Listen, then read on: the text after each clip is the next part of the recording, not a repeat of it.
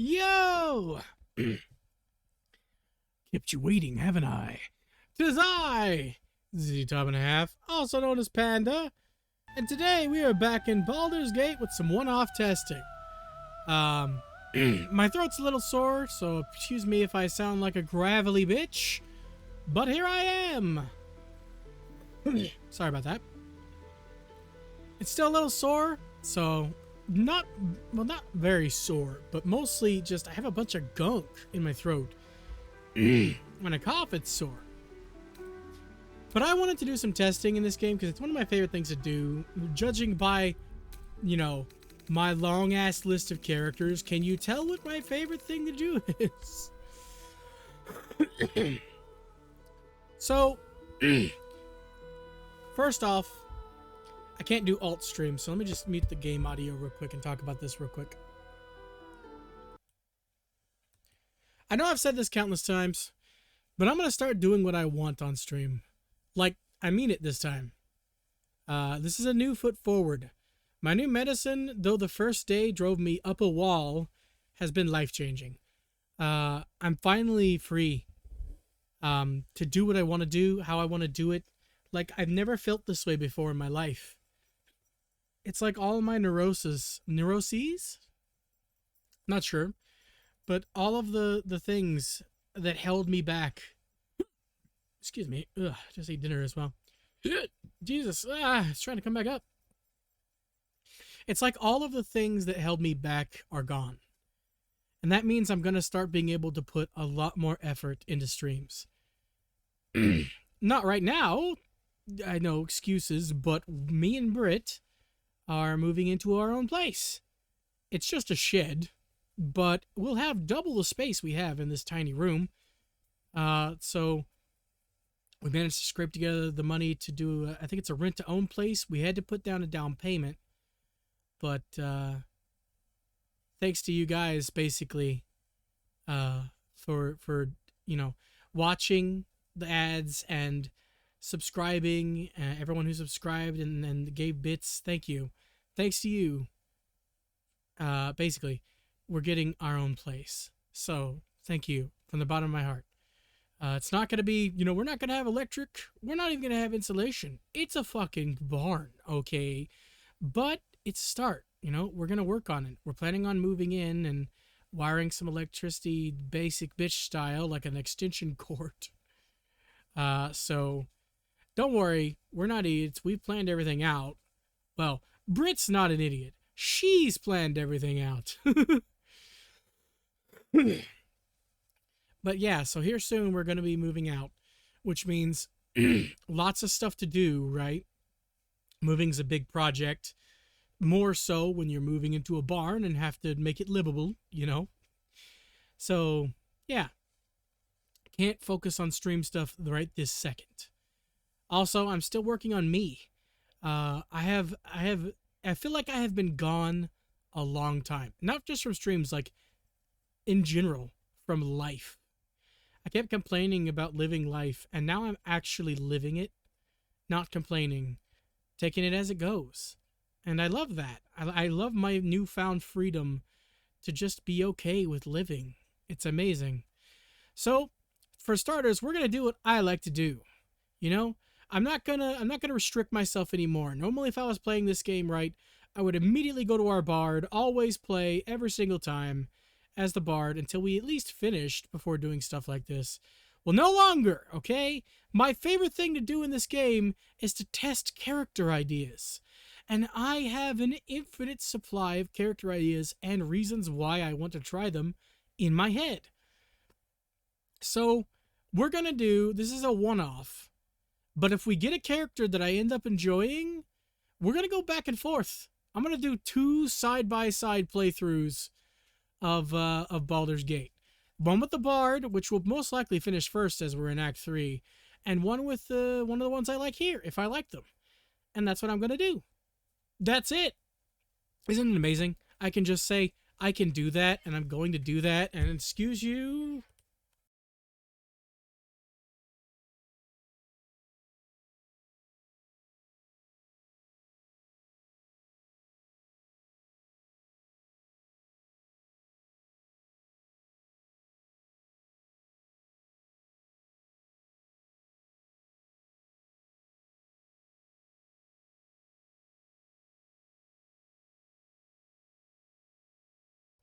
Sorry about that. Britt came in and my mom asked her if she had any Q-tips, and I like got scared for a second. I was like, oh shit, did someone say my name?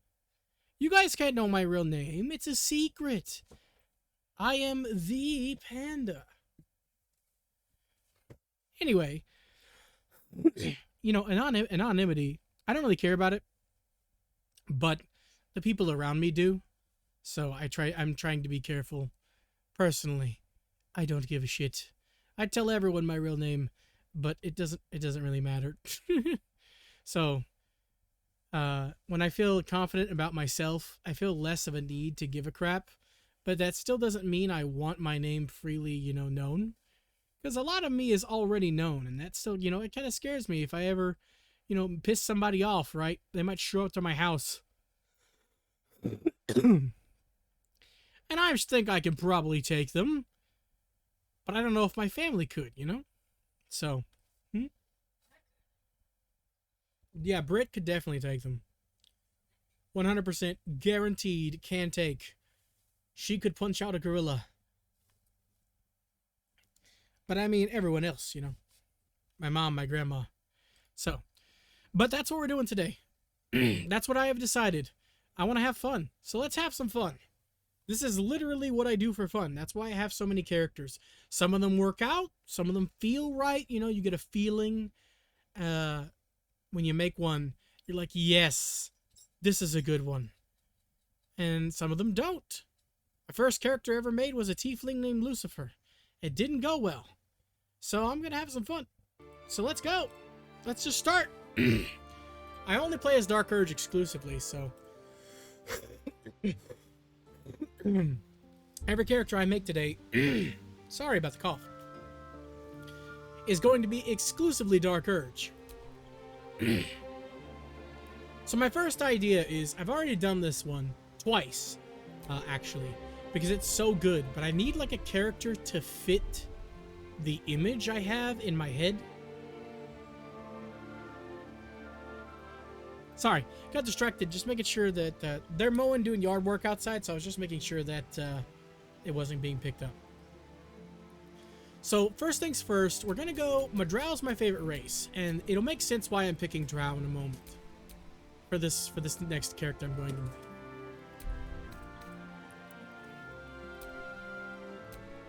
So, I'm going to make my closest equivalent that I can to a cleric of Illustray in canon. I always want to call her Exaltry for some reason. That's how I read the name, even though it's clearly Illustray. But you see, this is where this gets fun and very interesting. So here's going to be our cantrips. As you can see, we don't have anything that can do damage, right? And our domain is going to be knowledge.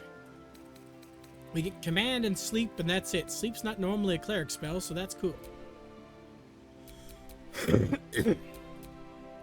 Also, I found out that it's really useful. Like, surprisingly so, when you're up against a lot of numbers, putting them to sleep for a little bit is super useful. Okay, so they're close to the house, so you guys might hear the lawnmowers just a wee bit. Sorry about that. But anyway, no, I'm going to continue playing as my bard. I'm just doing some one-off experiments. Welcome, Agent. I'm not restarting 100%. I'm still going to do my bard. Anytime you want to play, I'm down to play now too. I'm on some new medicine, so I'm basically lifted my own restrictions and I can do whatever I want. And my favorite thing in this game, if you can't tell by all the save files, is making characters and testing out different character combinations. So that's what I'm going to do. Oh, actually, speaking of, I forgot something. Let me just turn those off. Whoops. But, so this time, yeah, I've been playing. I am gonna restart, but I'm just testing stuff here. So, I have almost... Did you play the old one or the new one? I forget which one I set to what. I fucking love this song. I've always loved this song. Mrs. Kismet, so hard, makes me say, oh my Lord, thank you for blessing me with a mind to rhyme, and I do like this so good. Well, you know, I'm down, super dope homeboy from the Oak Town, I'm known as such, and I'm gonna get DMCA. My rapping is too good, okay? Jokes aside. But yeah, I love this game. So today, since I'm still getting used to my medicine, the first day was terrible. But this day, I'm doing better. Ever since the third day, I've been doing better. So Britt said just do what I like to do. I was trying to debate what to do on stream, and I'm like, you know what? I don't need rules, right? Why put rules on my fun? So I'm here to have fun. So I will be beating it as my bard because I enjoy playing as my bard. But there's no rule book that says I can't make a new character and just play this like I want to play it. I like testing character ideas. And I have a really good character idea and a couple I want to test today. So that's what I'm doing today on stream. There's only so much room in the title to explain that, I guess. But yeah, so we are restarting, and I'm going to restart a couple times if this doesn't work out. But my goal is to test a character idea, and I was going to explain what the character idea is. So first and foremost, we're a Illustre Knowledge Cleric with 3 cantrips. None of these are damage dealing. These are all passive buffs. Excuse me.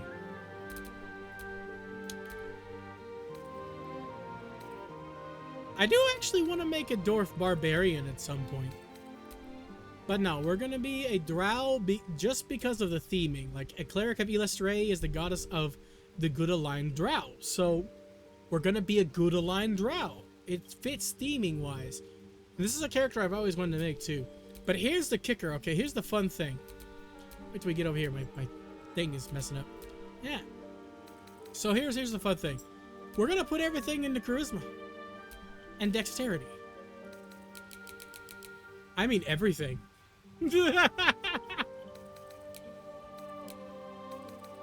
Says you, okay? But drow are actually evil. So this is our build. Why are we tanking wisdom for a cleric? Well, you see, we're only going to be a level 1 cleric. We're not going in any other level. We are being cleric solely for thaumaturgy, guidance, resistance, and the tags. That's it. That's the only reason I am clericing.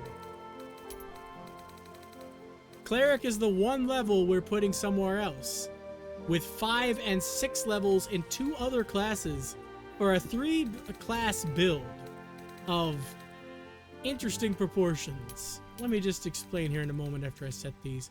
So we're going to go with history and religion. Oh, no, this is expertise. Never mind. We need the originals. There we go. Religion and history. History and arcana. There we go. Expertise. Got it. So we don't need history. We need religion and arcana. Keeping that 2+ in history, though. A coffee lock? What in the Sam hell is that? I should probably put something in persuasion, but given how high my charisma is and how high it's going to be, you don't really necessarily need it. I have no idea what that is. I've never heard of it.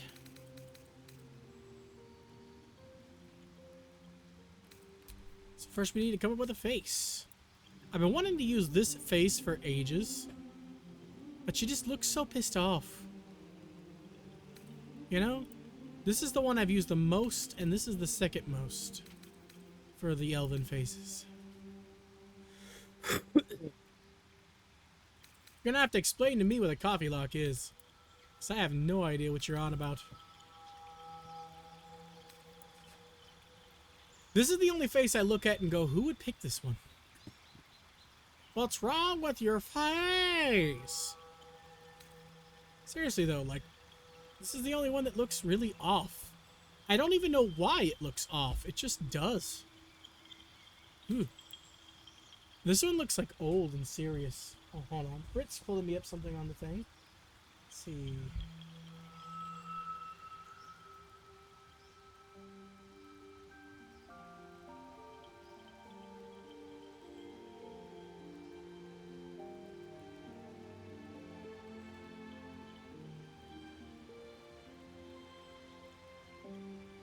Well, I mean, I can't do that exactly.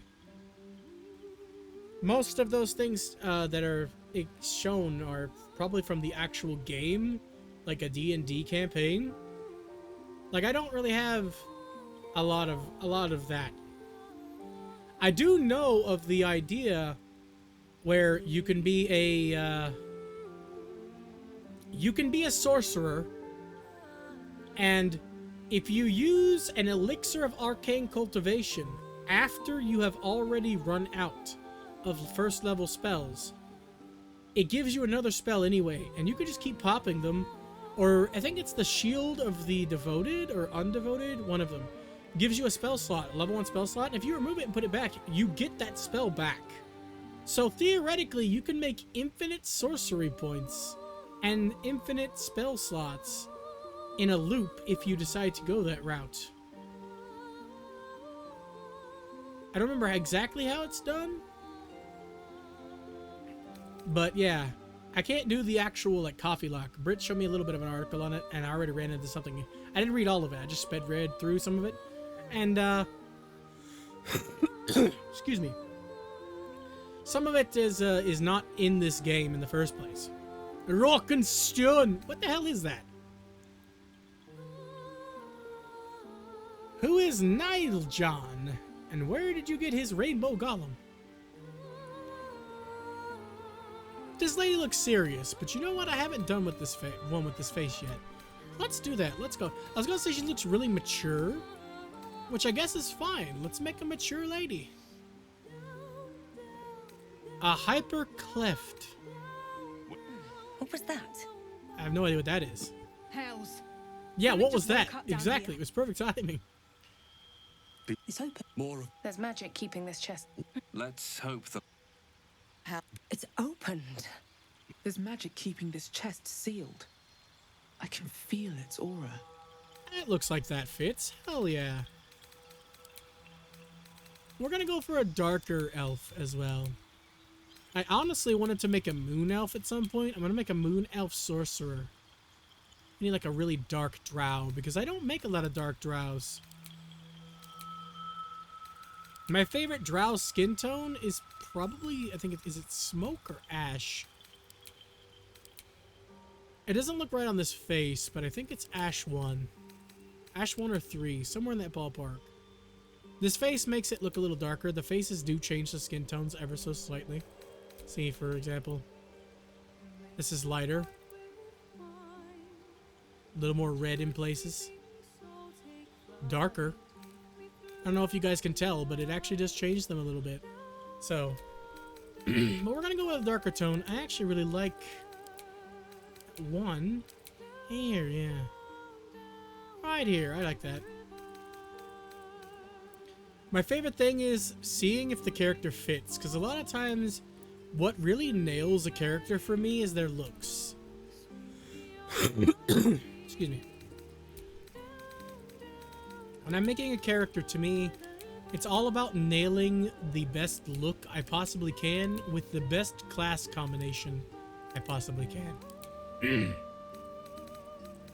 Sorry about my throat. It just doesn't want to cooperate today.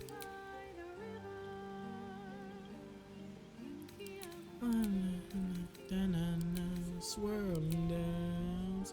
Wait, where's Ruby 3? Ooh, yeah. Most drow have red eyes anyway, so we're gonna go with Ruby 3. It's red and yellow. It looks really fiery. I like it. I don't think it suits this face as much, but it works out. Going down, down, down by the river. Down, down, down by the river. Down, down, down by the river. This is probably my favorite hairstyle in the game. I don't know why I like it so much. Maybe it's because it wiggles. All over the place. Like when you're walking, they go side to side like that. I like it. I'm easily distracted by little things like that.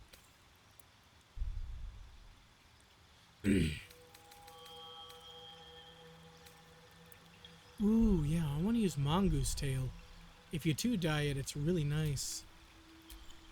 Two-tone it is what I meant. Two-tone. This is my favorite hair color, the black-red.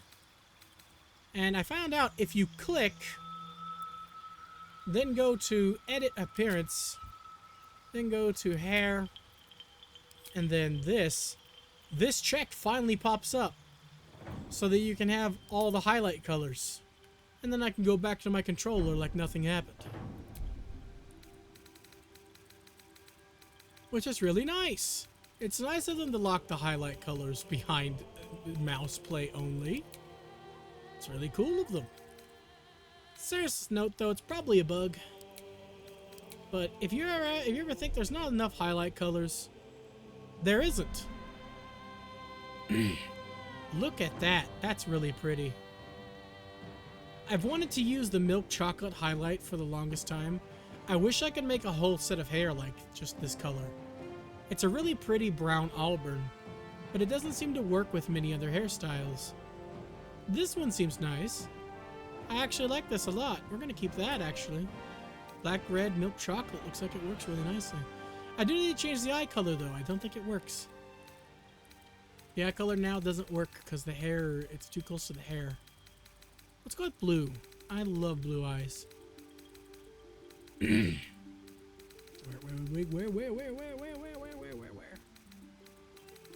Okay, wait, no, the eye color doesn't have it because it's broken because I swapped. Yeah, here we go.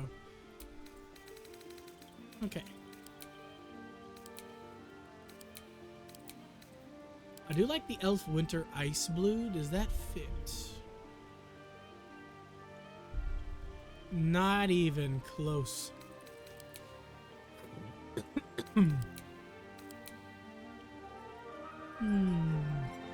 Purple clashes too much with the skin tone itself. I don't like teal. Oh, we could go with the Sapphire 3.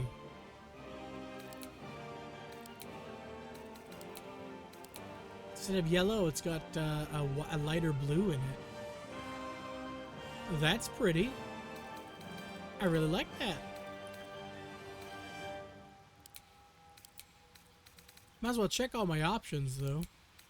I don't really want any of the flame eyes. I kind of like obsidian. Especially this one. I don't know why. It kind of works for me.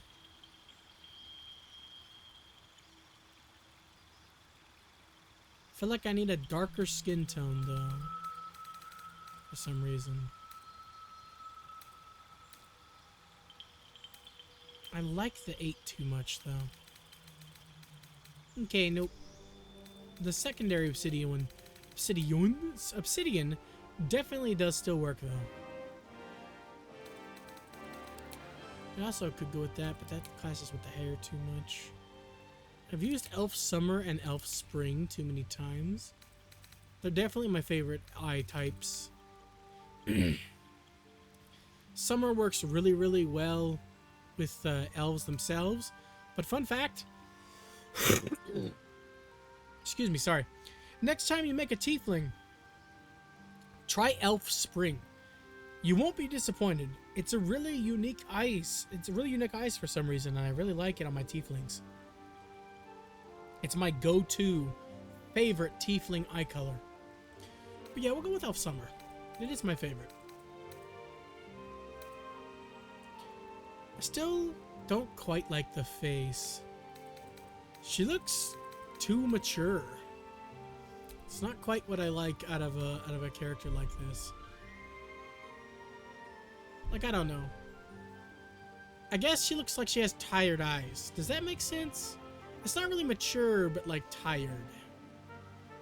You know, you see the lines? Like, she looks like she has tired eyes. So let's see, which of these other ones work with this hairstyle?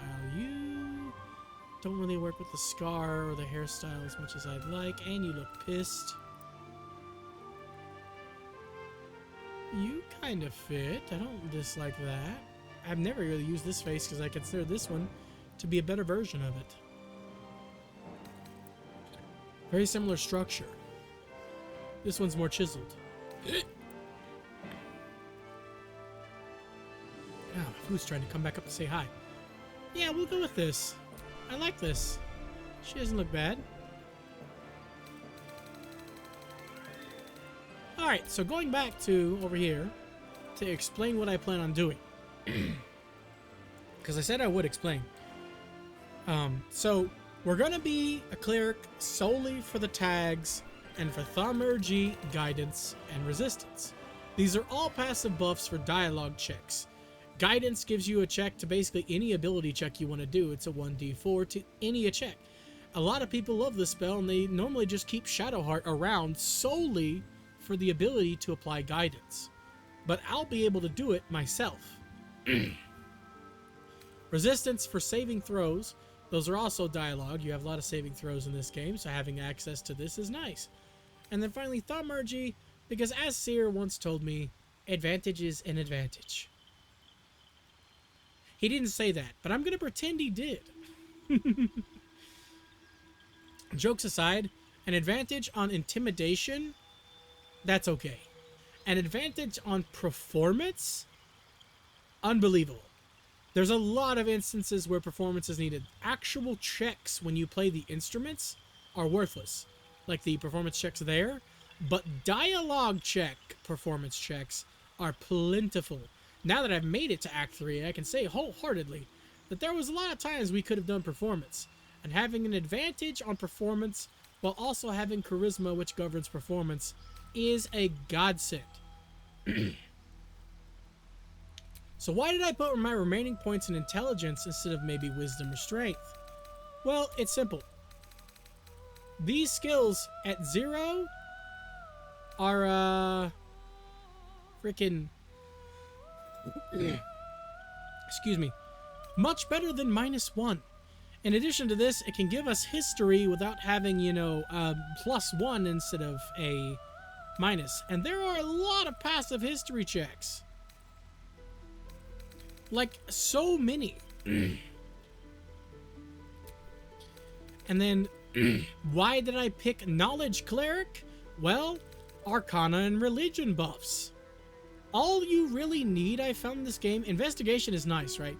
But the skills you need the most, more than anything else, are Sleight of Hand, Arcana, Religion, and Persuasion.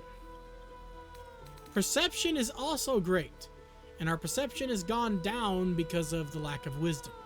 But since we're an elf, we start out with a bonus in perception. Same with our medicine has went down because of that as well. And since we are a dark urge, we start off with medicine and intimidation as free bonuses. So, but yeah, the character was supposed to be a. We're gonna make them a warlock, up to the point where you get extra attack for sword warlock. Pact-bound weapon warlock. Then we're going to pump up paladin. So we get the tag for a god and can be recognized as a paladin of Illustre. Because those tags fuse and become not just individual cleric tags and individual paladin tags, but they become paladin of blank god. So since I am a cleric of Illustre, I get the cleric options for the good cleric options, which are pretty plentiful. And I get the cleric options for Illustre whenever they show up. There aren't a lot, but they do show up good and nice occasionally. In addition to this, I get 2 bonus attacks per turn, whereas normally you can only get 1. With your packed weapon attack counts as a different type of attack outside of honor mode than your extra attack you get for the standard class. So we get 2 attacks per turn anyway. We get 1 and then 2 bonus attacks on top of that. The cool thing is, I have another idea for a monk version of this, which is kind of ridiculous, because if you put 3 points in rogue, and monk, you get bonus actions. You get a bonus action if you're a thief rogue. And monks can attack with their bonus attack, right? Bonus action to attack. So, obviously that's a good build, right? But what if you put more in rogue? You would lose some of the monk stuff. I need to still work out the monk stuff to see what all you would lose and what's worth it. But I'm pretty sure rogue as well, at either level 5 or 6, gets extra attack. Let me see.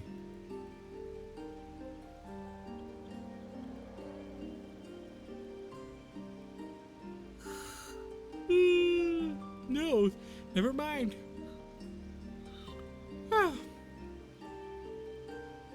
Rogue does not get extra attack.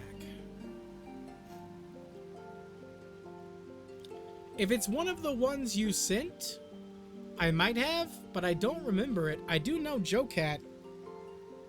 I watched a couple of his things back in the day, in addition to, I think, a series you sent me on Final Fantasy, I'm pretty sure, but one of those was Joe Cat. I remember him mostly from the I Like Big Girls, Little Kitty Girls. Like, it's just the I Like Girls song he made, which was really cool. Everyone knows him about that.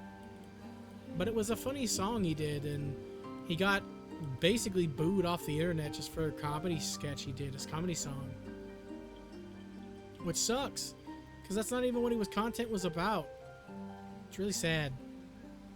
He, had to quit and everything. He quit the whole internet, basically, because he kept getting bullied by people who were thinking he was being offensive when they clearly didn't pay attention.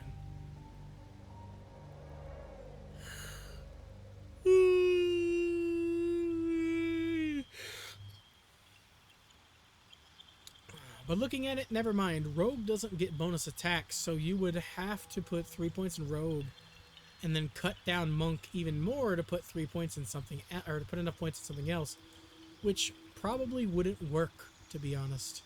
At least not good enough.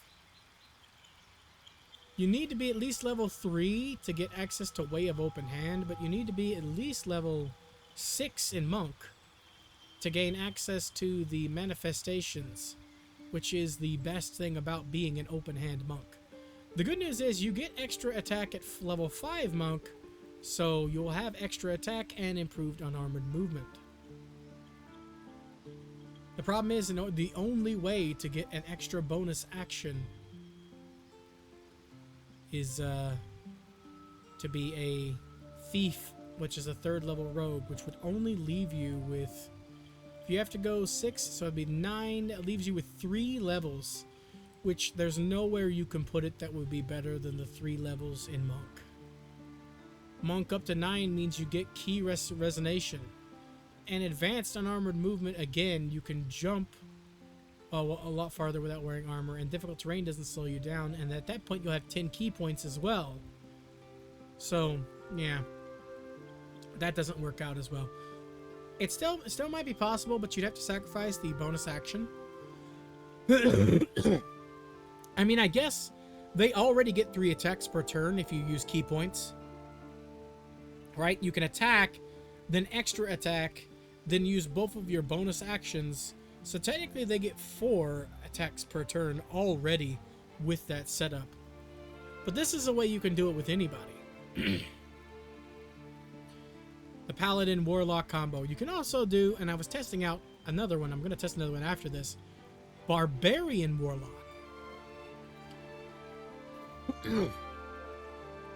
Because Barbarian, the rage ability, does not up your strength. I thought that it gave you 2 points of, basically 2 points of strength, essentially. No. It ups your melee damage by 2. Just adds a flat 2 to your melee damage. So theoretically, a raging warlock would be sublime. You get the level 5 extra attack at Barbarian, which also gives you fast movement, a feat, and your subclass and whatever you want from that, and you'll have exactly 3 rage charges a day. Excuse me. And then, if you're a warlock, you get your extra attack at level 5 as well. So that leaves you 2 levels to put wherever you want.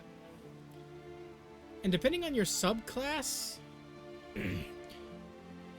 with Barbarian, you could put the 2 points in Barbarian. Actually, 2 points in Barbarian is probably the best case scenario. Because you get Feral Instinct, which gives you a +3 to initiative and you can no longer be surprised. Which I'm betting the initiative stacks with the bonus from Alert. I mean, both make you immune to surprise. So yeah, if you put 7 in Barb and then 5 in Warlock, you can get everything you need to have multiple attacks, to buff those attacks. Like, it's ridiculous. And you'll always be really fast, especially if you want to be a Dex Barbarian, which is entirely possible.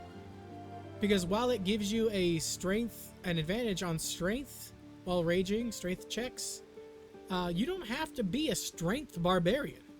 Though to be fair, I guess if you're being a warlock and you know, using the sword, you're going to be a charisma barbarian, which is kind of funny. In addition to that, I've wanted to experiment for a while with a warlock with Pact of the Tome. Some of the spells you get out of Pact of Tome is pretty good. I have a lower level like for Call Lightning now, but it is useful if your con is up to snuff. But you do get Haste and Animate Dead. I've wanted to experiment with Animate Dead because I don't know much about summons. I only know about a couple of them in the game. Talking about all this, though, makes me want to make another character entirely. This is what I like to do. I love looking at this stuff and working things out. I still want to make my Illustrae character, but I just don't think this look works well. The flip side is, like, for me, Drow, I need to get some mods, because Drow and Elves share the same faces. So I never want to make an Elf, because I made like 100 Drow, and they all have the same face options. Which really sucks, because look, I can do this, right? All skin tones, boom, this is a skin tone that every race has access to, palette. What's to tell that I'm a Drow here? There's literally no way to tell. Besides the race tags. Nobody would look at this character and go, wow, it's a Drow. Nobody. And this is an option I don't even need this checked to have. Like, this, maybe. But most likely not. This is just an elf. What makes a drow is the skin tone in this game. Because you see, look, I'll show you. I'll literally show you. This is what? Face. This is head 5, okay? So if we go back to character, race, to appearance, face, head 5. It's the same face. They're the same exact options. Like, this is the one that looks too serious. Yara, leave me alone, goober. So, literally, it's only skin tone that can determine what a drow is a drow. Which is very disappointing to me. I wish there were more heads. If they were going to share, they should at least have double the amount. But they don't. This one's completely unusable because it's just hideous. I don't like it. It comes down to aesthetics. I'm sure somebody likes this face, but me, no. It doesn't look normal. It doesn't look like a face. It's weird to me. But yeah. So that's the difference. So I have only made one Githyanki, and it's using this idea. Astral knowledge can actually make up for and even completely negate the problem with low wisdom. At least in terms of checks, which is why I decided to make a Githyanki with this build previously. I have her right here. I named her Tavora. So yeah,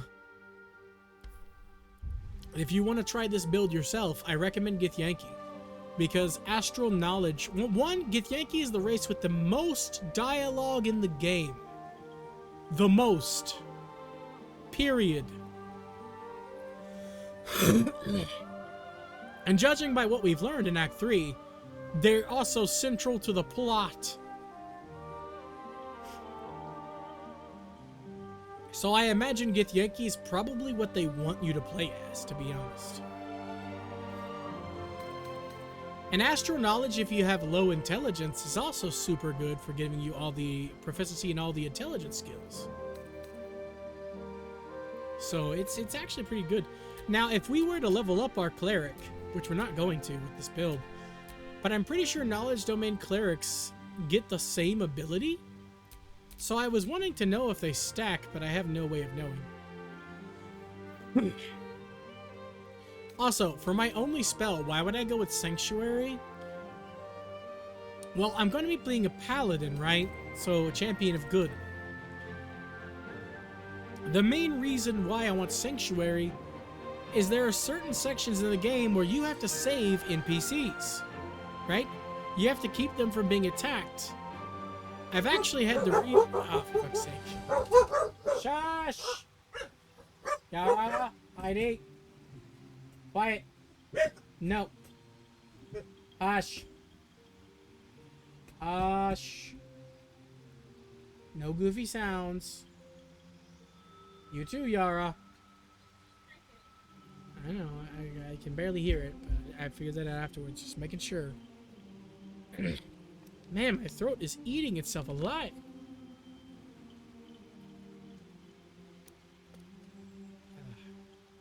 Might have to be a short stream today. But anyway, why Sanctuary? To protect NPCs. There's a couple instances of the Harpy battle, for instance, is what I was talking about. Oh man, I love... My medicine lets me go back to something I was talking about after being distracted. Isn't it awesome? Anyway, the Harpy battle I've had to redo multiple times. Not because my characters die. On balanced difficulty, the Harpy battle isn't hard. But I've had moments where the Harpies decide, fuck it, we're attacking the child. And he dies. And I wasn't able to save him. So Sanctuary would make him completely immune to all damage in that instance because he never attacks. So for 10 turns, he won't be able to take damage from the Harpies.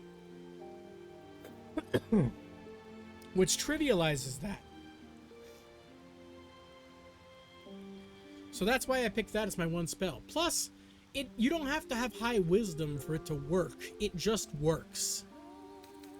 Other contenders, depending on what you want to do, is create or destroy water. It just works. It doesn't have a check and it doesn't increase with higher stats. Healing word doesn't heal a lot. With minus wisdom, like this actually does minus apparently. I didn't know that. I just noticed it actually. It's a -1. So it's 0 to 3, which means you might not heal at all, so no, never mind. However, protection from good and evil, shield of faith, none of these require... They are all, I think, all concentration, except for Sanctuary. Yeah, these two are concentration. They do not require you to have high wisdom to work. They just work. So that's why I went with Sanctuary. Specifically, I picked this one because it's a non-concentration spell. So I don't have to worry about paying attention and making sure, you know... I have concentration spells open.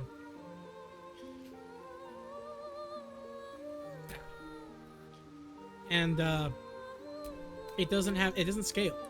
It just works. So it's interesting. How bad is this? 0 to 7. So as long as you have 10, these should be 1 to blank. Yeah. Okay. Good to know. However, these two are concentrations and they also apply. Bane and Bless are pretty good. So it's just this is oh, I thought these two definitely scale, but apparently not. So these apply too. The healing ones are the only ones that scale with wisdom. So that's interesting.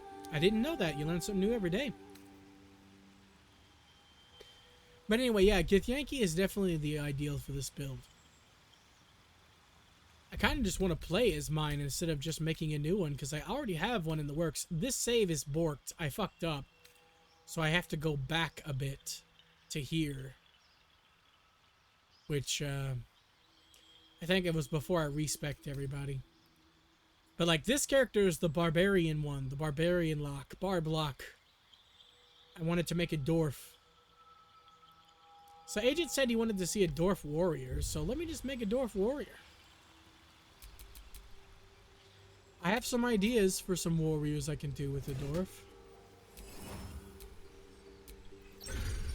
So I have not yet made a successful storm mage. Specifically a sorcerer that uses the storm sorcery. So I have an idea for a storm sorcerer. Let me see if it'll work out. So my plan is to use a cleric, a Tempest cleric. You get access to heavy armor, martial weapons, Thunder Wave for free, but it will use wisdom instead of, you know. But the main part that I want is Wrath of the Storm. But what else can I get out of a Tempest cleric? Let's see. At level 2, you get Destructive Wrath, which means when you roll a thunder or lightning damage spell, you can use your Channel Divinity as a reaction to make it deal the maximum damage. Which is super useful.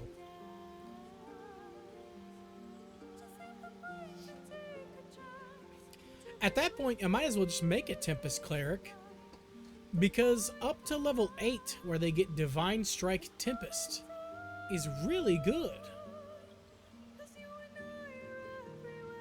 Divine Strikes, as I have found by having Shadowheart in our main playthrough have it, is really good. It's an extra 1d8 damage on top of the weapon's damage. So we can get access to Call Lightning, Thunderbolt Strike, which means that if you deal lightning or thunder damage to a creature that's large or smaller, you push them back 3 meters or 10 feet.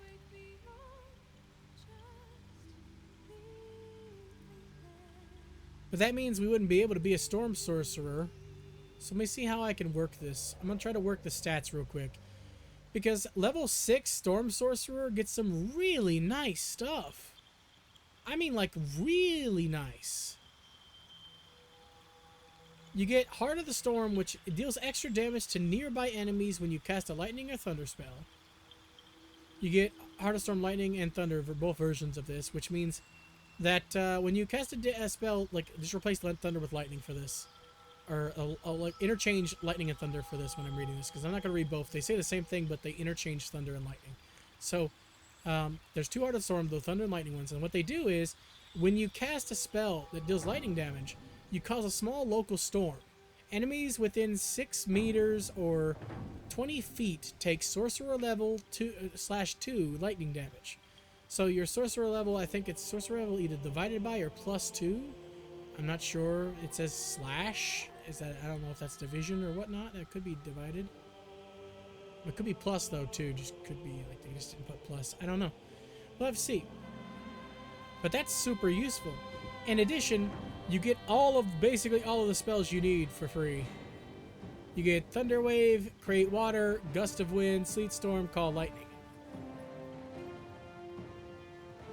The unfortunate truth is, Tempest Domain Cleric by itself gets everything that it gets, except for the Heart of the Storm perk and its immediate resistance to lightning and thunder damage. Tempest Domain Cleric gets access to Call Lightning and Sleet Storm, Gust of Wind, Create Water, Thunder Wave. All of them by themselves. So fusing a Storm Sorcerer with it just seems pointless. Sure, you get the ability to fly as a bonus action without getting opportunity attacks, so you can make a quick escape every time you cast a level 1 spell. But this seems to be kind of an either or. They don't synergize very well at all. Which is kind of blows, because Tempest Domain Cleric would be the absolute best to go with here. Simply for the level 8 Divine Strike. It's kind of disappointing. But let me see if we can work with something. So the other classes that are wisdom casters, just like a cleric, are druid, Ranger, I think. I'm pretty sure Ranger and Druid are the only other ones. Monk. Monk is a wisdom caster as well, but 4 levels in Monk wouldn't matter at all. So let's see. If we go with Ranger, what do we get? So we can get Bounty Hunter. We also get, well, no, on the base level, first on the base level, we get access to medium armor, so we won't need to be a shield dwarf for medium armor. I think actually, never mind, clerics get access to that anyway, so I was thinking about the sorcerer when I went for the shield dwarf specifically. I got like drain in my throat and it's awful. I hate it. Yeah, so cleric gets access to medium armor, so we don't really get that. We do get martial weapons, but I think Tempest Domain Cleric gets that as well, doesn't it? Yeah, Tempest Domain Cleric gets heavy armor and martial weapons, so none of that really matters.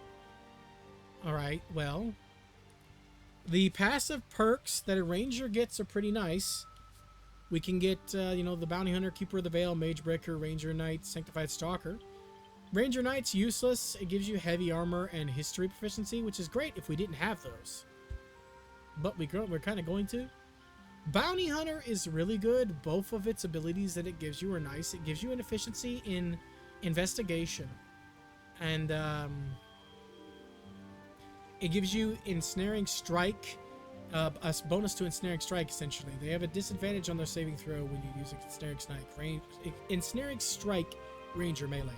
So that's really good. Keeper of the Veil gives you Arcana proficiency, which is nice to have, I guess. Extra. We already have it, so we don't necessarily need it. But extra is always good. And protection from good and evil once long rest. So that's fine, I guess. Not really worth dipping into the class for. Sanctified Stalker gives us religion proficiency and a cantrip we could already get, so it's kind of pointless. If we were going to throttle our wisdom, we wouldn't need to put that many points in it. But dueling, like dual using casting stats, I don't recommend that. It's possible. It can work. But it would be very hard to stay alive. Like, if I dip 1 level in Barbarian. I was trying to say Barb. If you dip 1 level in Barb and get the Constitution thing, if you throttle all your other stats with enough in Constitution, so if you put 17 in Constitution and tried to get 16 in Wisdom and Charisma, that could work. But you wouldn't really be able to boost that all that much with multiclassing like I do. So that might be something to put on the back burner to think about. Because if you didn't know, go ahead and showing you in game here. For class, barbarians get a skill called Unarmored Defense. Where does it put it? Oh, it's over here. Here we go. Monks get this too, but it's a different scaling. Barbarians get Unarmored Defense, scales off your Constitution, so you add your Constitution multiplier to your armor class. Which means the higher your Constitution, the higher your AC, the less chance someone hits you. Right? Are you paying attention too, Britt? She's wanting to play too, and she was having a hard time getting everything, so I'm teaching some stuff for her as well. But yeah, so if you pump up Constitution enough, theoretically, we'll put our +2 bonus in Constitution and +1 in, say, Wisdom. Take everything else. Dexterity needs to be at least at the +2 mark, so 14, because that's +2 to your AC as well, and this is going to be a +3 to it. So until you get 1 more point in it. So if you do this, theoretically, it's not going to be very good, actually. Yeah. See, in theory, it might work, but you're going to be taking down your dexterity too much. It's just going to be a +4 to armor class, which is kind of disappointing. And in the end, you'll be a very mediocre caster, because I don't consider the stat to be good until you reach 16. So while at level 4, you can, like, if you take the bribe from the hag and get the bonus for wisdom here, and then at level 4 immediately pump up your charisma by 2, you'll be bare minimum, but you won't be amazing in terms of being a caster. So you'd have to sacrifice defense pretty heavily to be a dual-statted caster. That's really the only way to work it. I mean, unless you go with Monk, I guess that could work. Let me see. Because Monk's version of Unarmored Defense scales based off of your wisdom. So theoretically, it could work, but you get nothing else out of it. Barb, you at least get something. Like, you just get Fury of Blows as a bonus action and, like, 1 key point. It's like 1 or 2. I guess you get Martial Arts bonus on Arm Strike, but it's, like, really weak.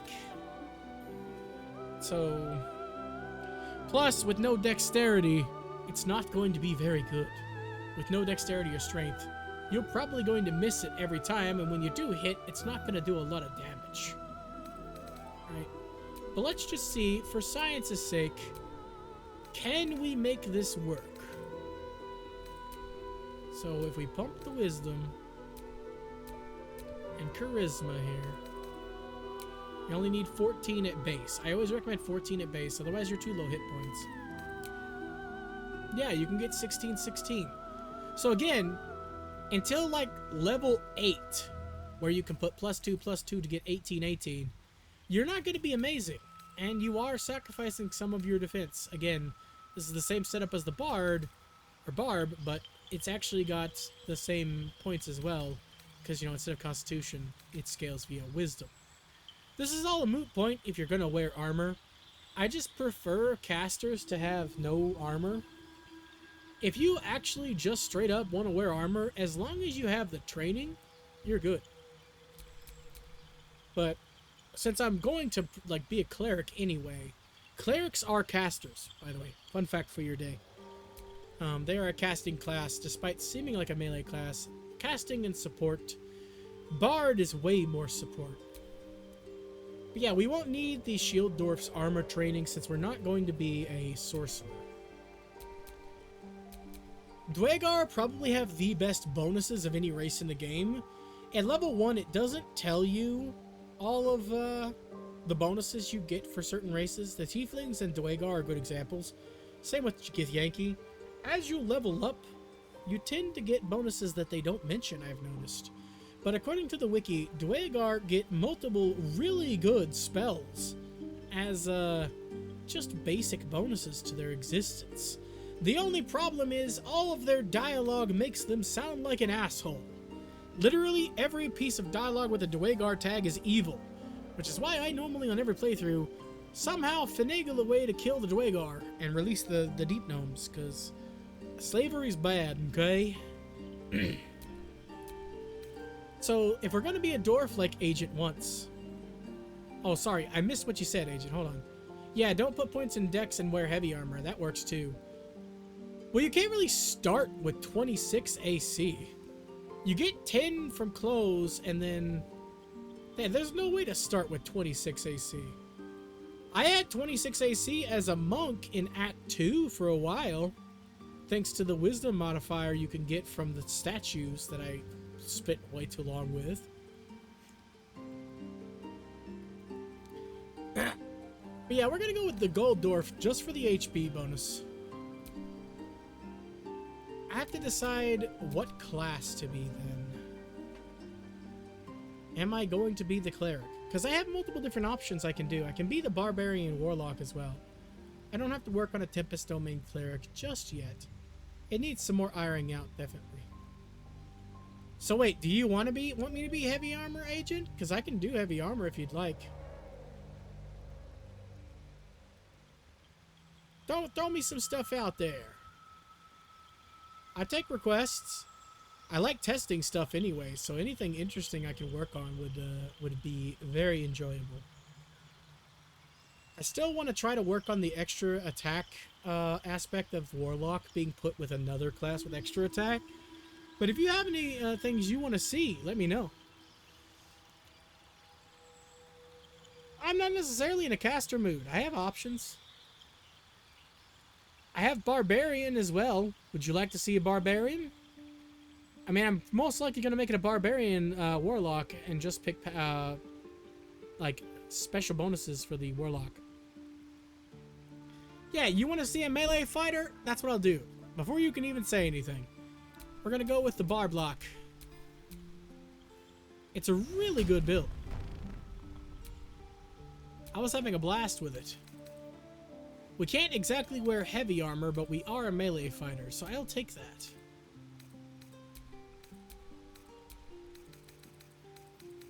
And wait, yeah. Then you. Okay. Let's see. We don't need wisdom. We need our constitution really high.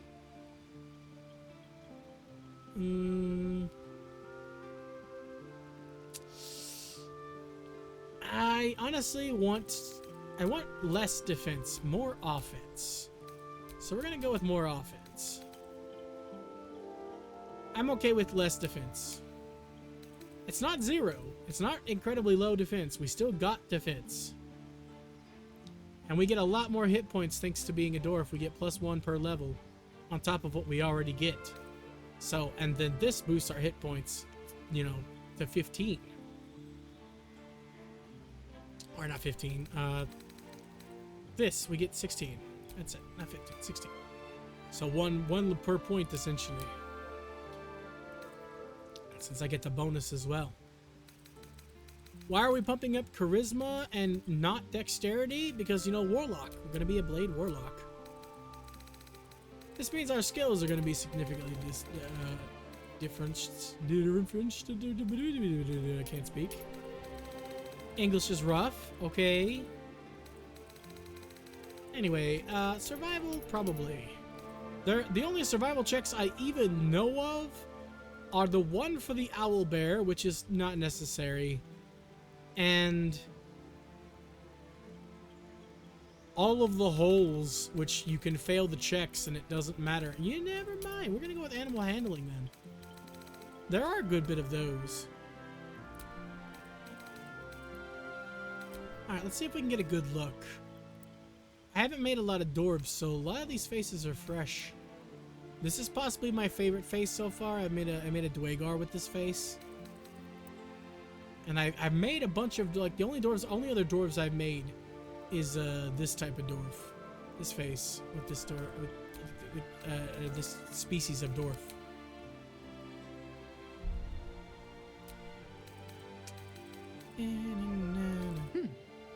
What was that? It's opened. I wonder what's back there. Sure. I like that one. Alright, fine. We'll be a guy then. I have not seen any of these faces. They could be hideous.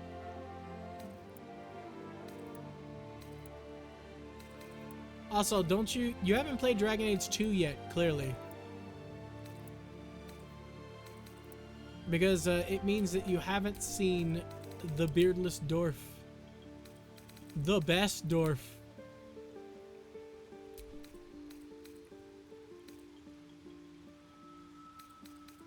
Nah, if I have to have a beard, I'm a dude. I can't in good conscience make an ugly lady.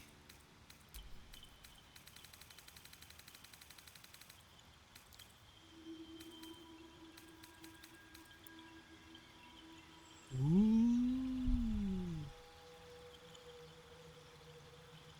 Dude.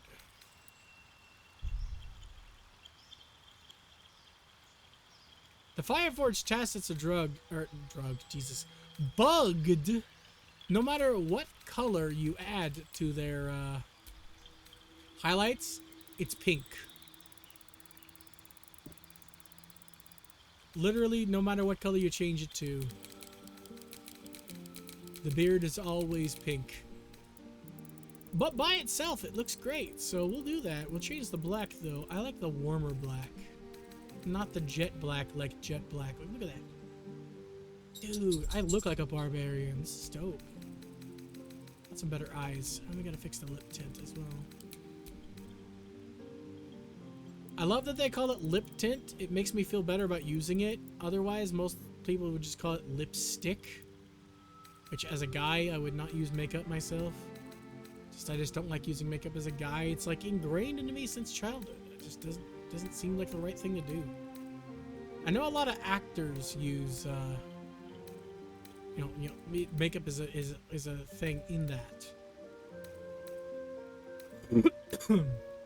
But I don't like makeup. I'm all down for tattoos though, especially since I'm a barbarian.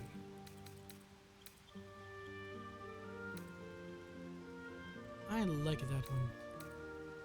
That reminds me of some of the Dragon Age Dwarven stuff. We're gonna go with that. We're gonna make it red though, like a dark red.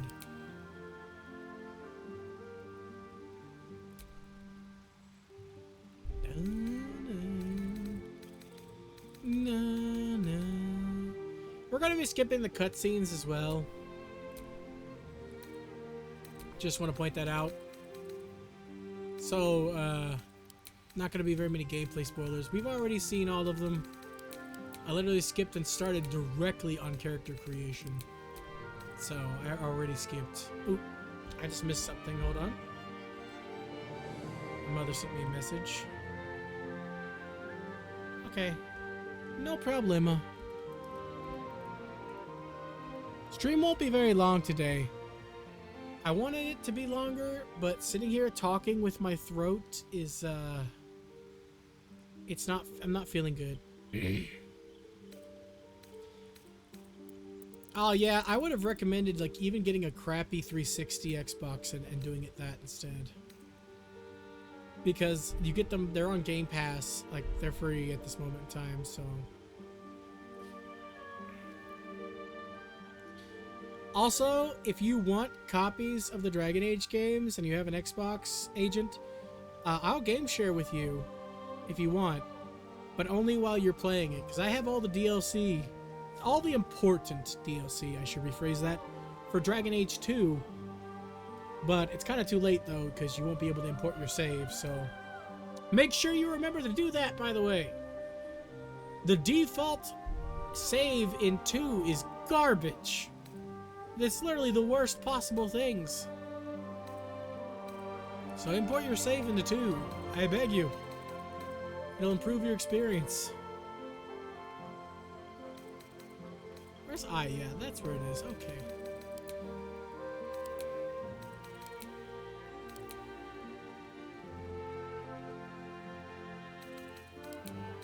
Also, I love how you spelled Ruff like the name Michelle Ruff. It reminded me of Rukia, so thank you.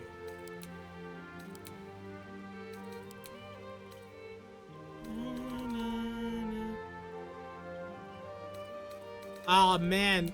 If I was to play the first game, I would just want to rush through the whole series.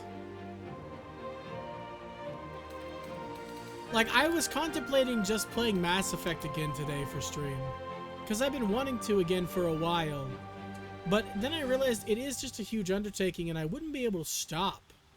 So I decided to just do some experimentation today in Baldur's Gate, because that's like my favorite thing to do. I love making characters. This guy looks awesome. He's a hairy bastard. I like it.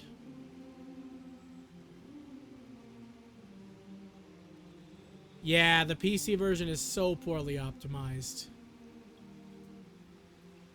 Even the console version has its share of some bugs, but most of them are beneficial. I've never run into any game-breaking bugs on the Xbox version. Not a single time. Alright, yeah, we're going with this guy. Let's see, what are we gonna name him? Yeah, and I can't tell you. I have no idea.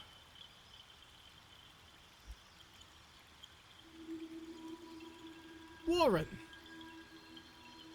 Ah, no, another R, I think. Yes, Warren. He looks like a Warren. Warren the Walrus.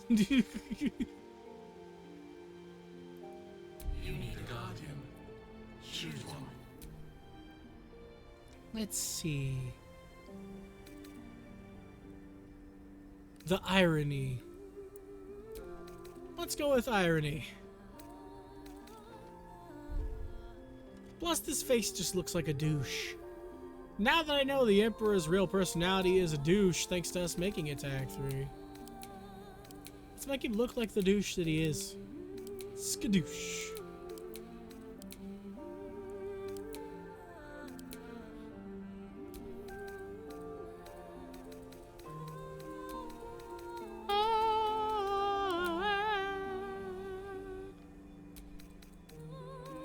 Ooh, the irony. That would be too good. Hold on.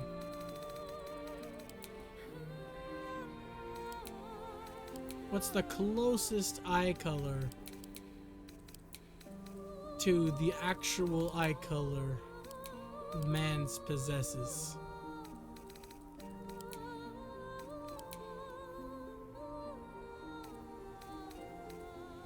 None of these are really what I'm looking for, sadly. That's the closest, I think. He doesn't need any of these. I always default to Plum 2 2. Well, Plum 2 1, I guess, exactly.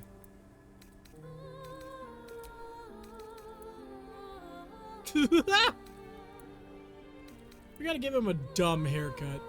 Nah, you know what? I like this haircut. We're gonna give him this haircut. I like it. He's gotta have a beard. Beard is required. Plain goatee is probably my favorite. I don't want to give him that. We'll give him Charming Devil.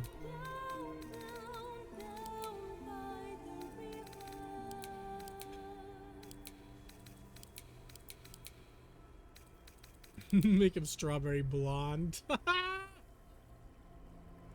It really doesn't work with his skin tone though. Sag.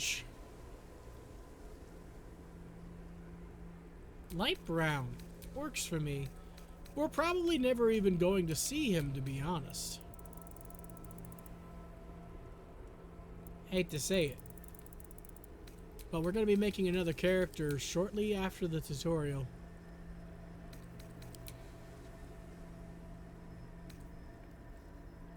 A red tint to that hair doesn't look too bad. We'll go with that. And I'll change everything else first. Okay. Skip. I also want to showcase here in the tutorial, I found out a way to get the maximum amount of stuff out of the tutorial possible. It makes you cut it really close, but it's really good. It's a really good, cool method.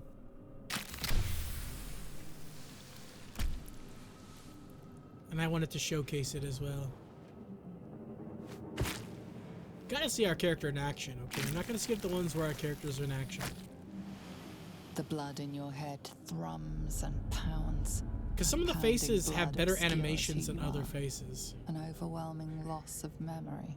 How you ended up amidst these hellish flames is just as hidden. You have nothing in your skull. Besides your Besides name, your name and a and a headache. headache. But you are in danger.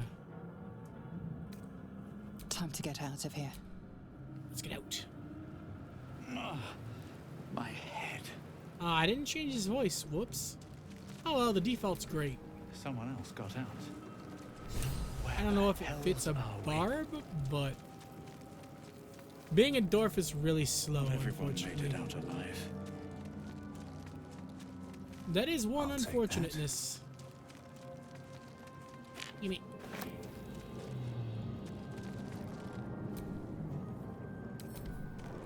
Yeah, these are bugged now. You can't read them, which sucks. Hush. 12 gold. Lame. I teleported there briefly. I don't think I didn't see that. Dead. Good. Good riddance. What is in you? It's okay, I guess.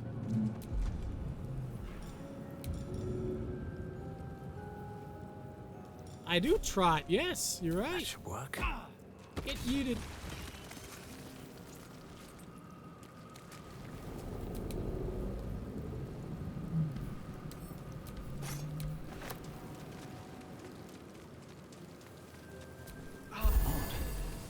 feel better. It's the weirdest little trot they do. It's so slow, I'm too hot to trot. Images of goblins, their habits and histories flash into your mind. I see all of the goblins. Flashes into your Those mind. used to cut off too when you picked them up, which is kind of funny. Sinews, as much living being as ship.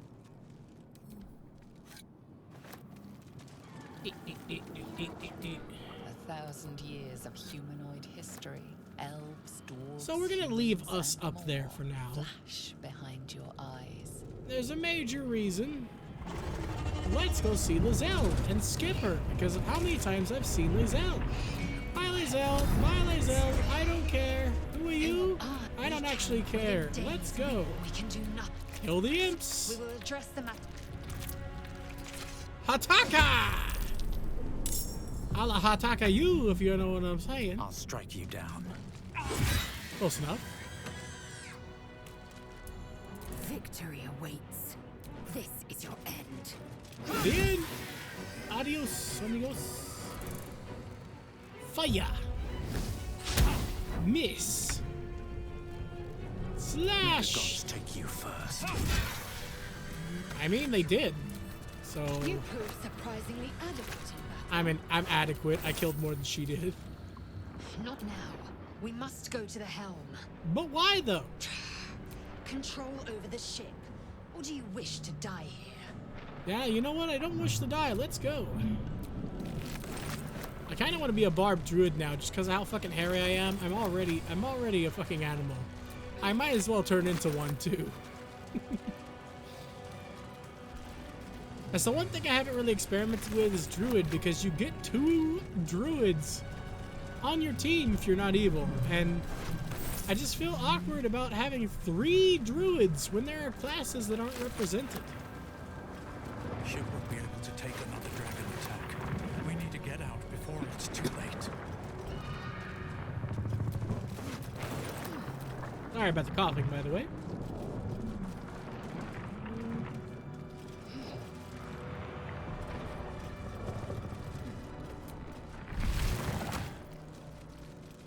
Let's see here.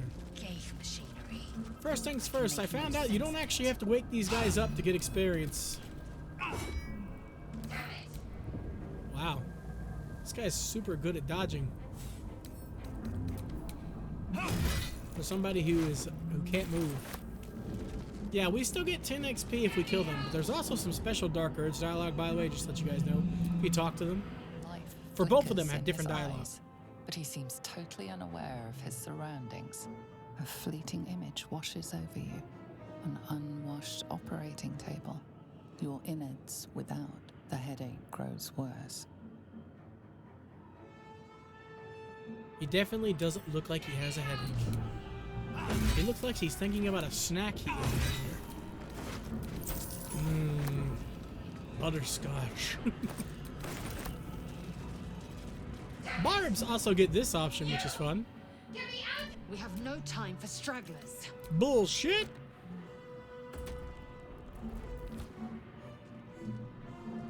This ship is crashing. Do you intend to die for a stranger? I just didn't put my back into it. Here, let me put my back into it.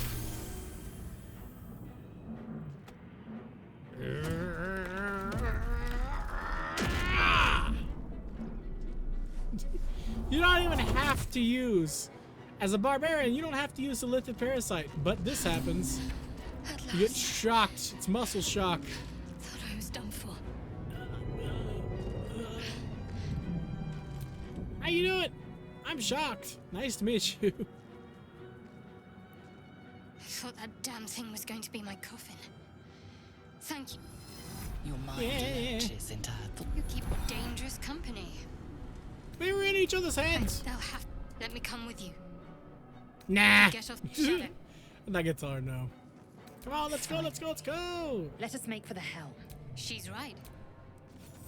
Let's not and say I did. Instead, let's go over here for another 10 experience. Hello, walking experience sack. How many hosts of these gay infected? Don't you run away from me. I'm gonna do this real quick.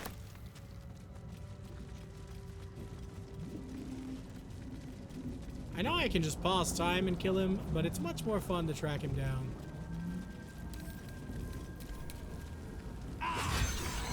Critical hit. Instant dead. I don't want to be clear, too. I have 0 strength. This weapon requires strength. Just wanted to point that out.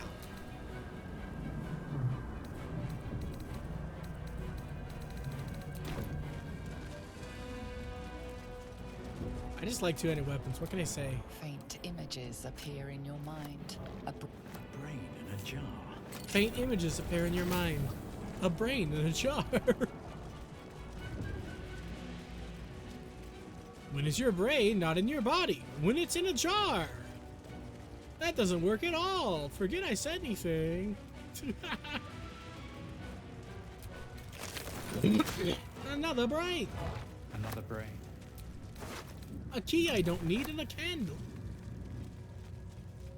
Another neat little trick I recently found out to my embarrassment.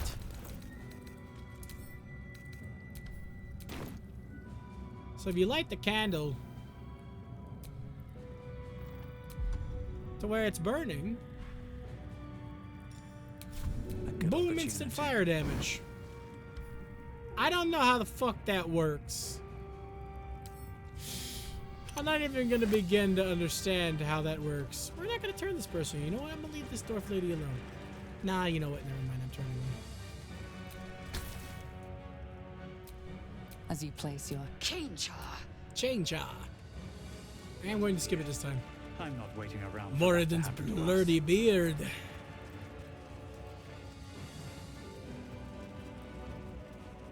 I'm too hot to try. So here's where our neat little trick happens.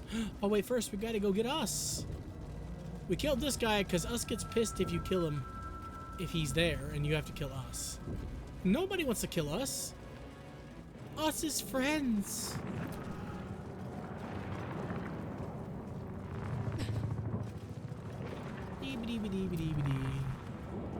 But yeah, Agent, anytime you want to play this game, as long as I can actually join you for it, because, you know, you're streaming at different times than me, and you have to work. Hopefully, if Seer can join too, we can all get together and do a playthrough together. I made it to Act 3 on my own with my barb, so I'm going to beat it solo anyway, but I'm kind of addicted to this game at the moment. I fucking love playing it, so if you guys want to do a co-op playthrough, I'm down to clown. I need some more water.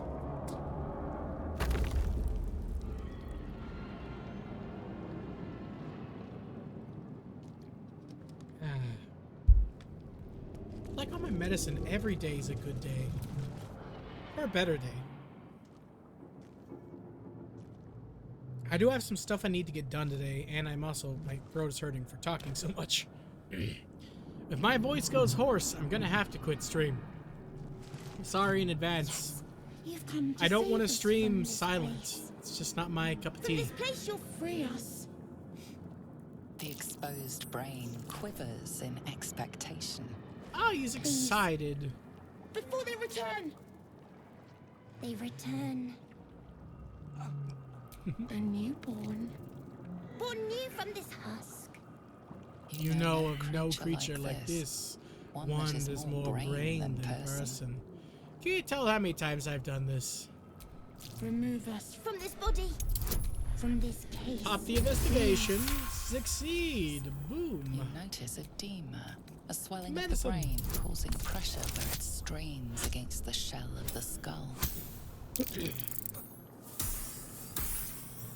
Nice. The brain lifts your I got him. fingers twitch with No the weaken. desire to the creature. We must go to the helm. All right, let's go to the helm. I don't need any of his dialogue, so let's go.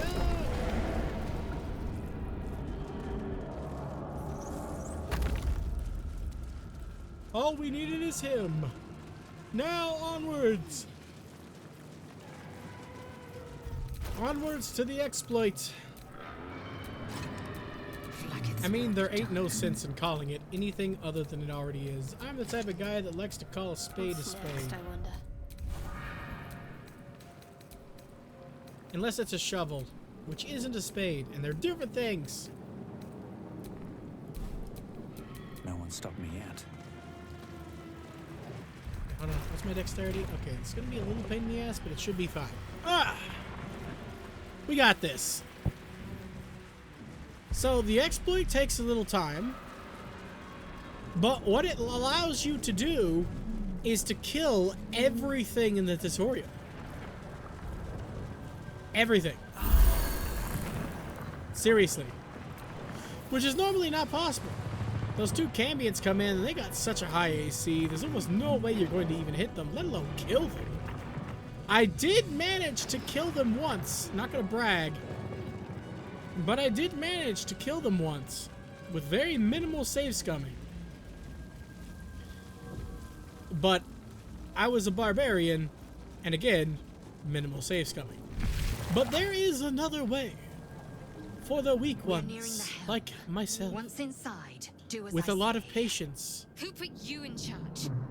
I'll trust my own. Cane yank. So now that that cutscene is triggered, I fuck off somewhere.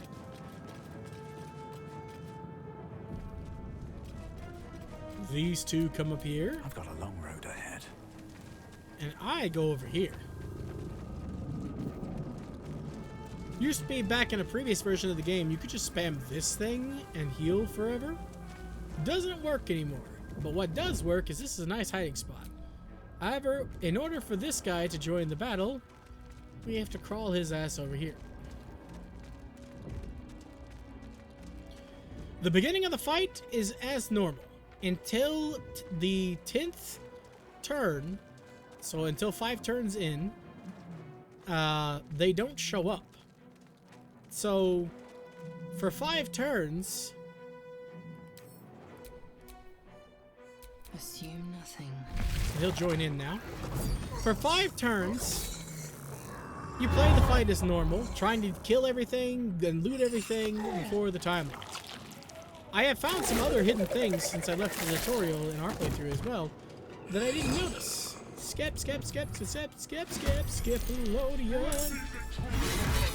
The Burnus is ours. Boom. Even if you don't kick his ass, it's fine. As long as you do damage and distract it. Ba-doom. Missed. This thing's falling fast. Got to right it. So with Shadowheart, we go up.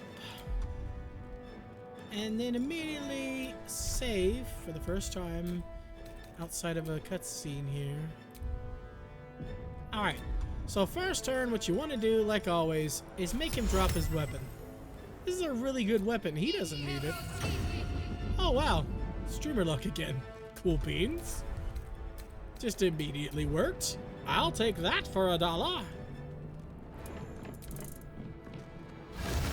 Yep, you have to attack us because he's within range. We must take the transponder. You go over here. Send that to me. Send that to me.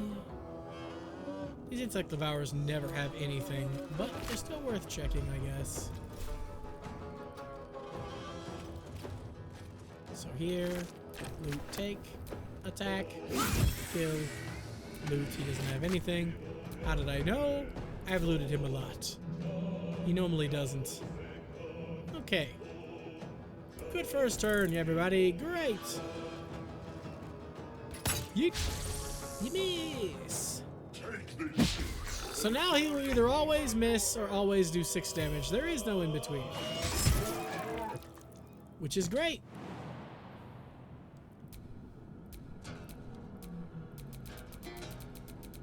Path is not blocked by anything, game. There's nothing in the way. Game, you're high. What is wrong? Ooh, critical miss. Funsies. Alright, so Shadowheart can go over here. and loot this side. Yeet. Because she can attack at range, which allows her to do stuff like this. Nintendo! I am fury. I am death. Okay. Your fury. Your death. We get it. Loot. Send to me. Alright, and the first thing you want to do is not attack at all.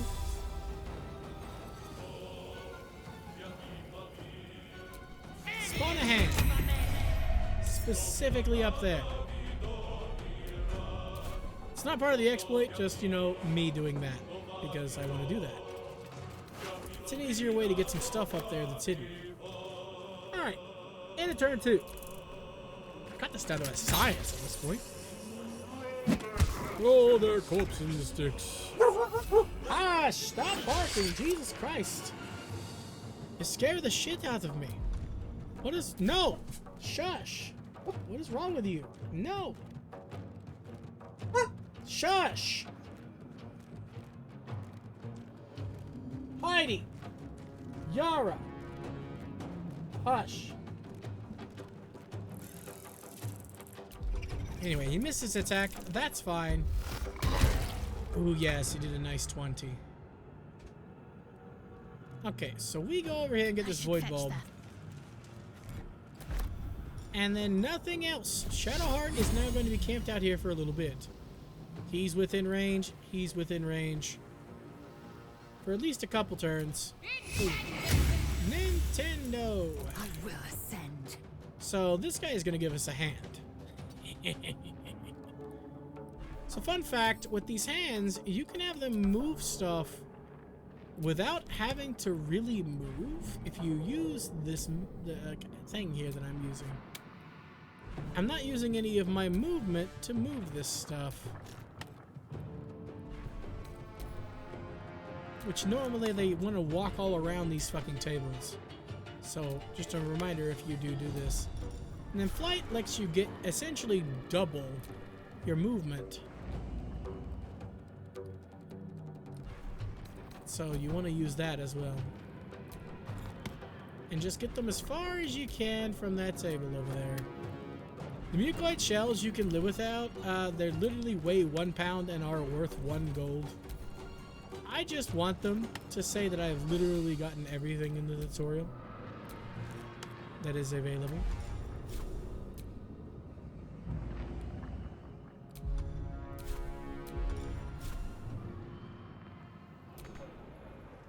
Okay. So we move that over here. That over here.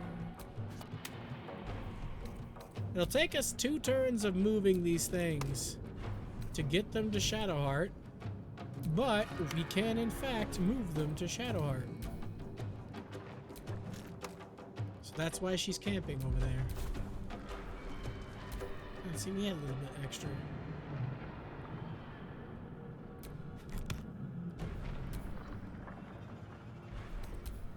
Yeah. It's kind of dark in here. I'm kind of missing them. But yep, this is kind of what I do in this game in my spare time. Finding out everything I can and then utilizing it. It's my favorite thing to do. But yep, we don't have to do anything else with the hand. Alright, this little guy is still wanting to stay alive.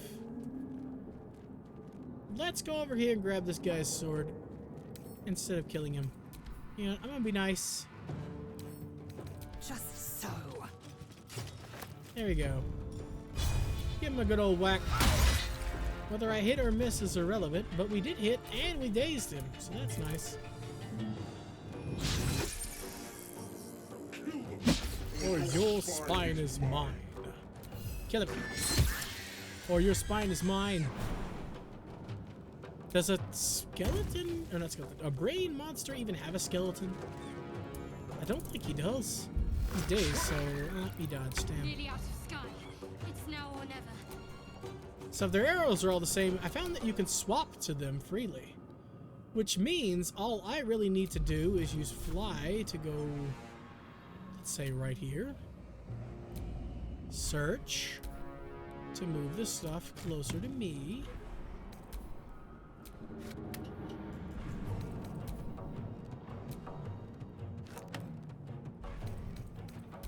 And then drop it down to Shadowheart.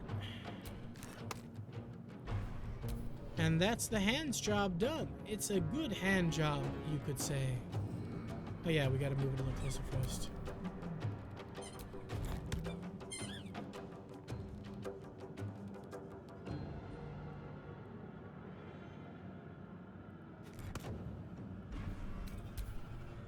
Down there. But yeah, again, you really don't need the mucoid shells. Shells? I don't know the word here. We're gonna move these down. I forgot the word.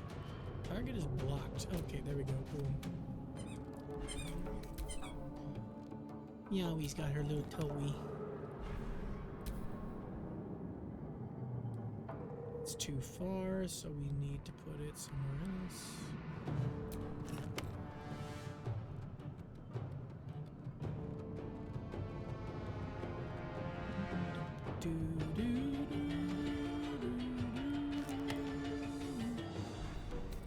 Let's move these over here with it.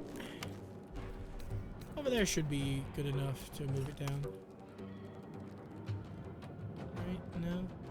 Oh, there we go. Nice.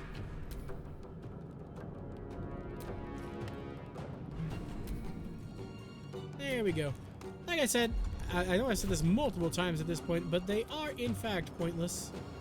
You don't need the mucoid shells. Like I said, just getting them to get them. Why are you twisting around and wasting movement speed? What the fuck? I didn't say become a pretzel, I said go!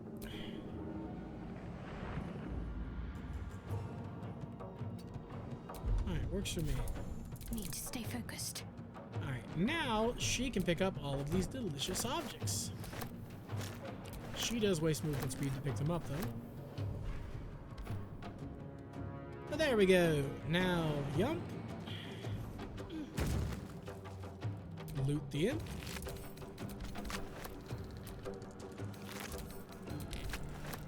La Mind Flare. Let's see. Now we save. Specifically because I'm going to use a spell. He's dazed, which means I'll never get a higher chance to use this. And it's going to be her turn next, so I want her to be able to do more damage. Guiding Bolt hits, and that means that attacks are more likely to hit him this time.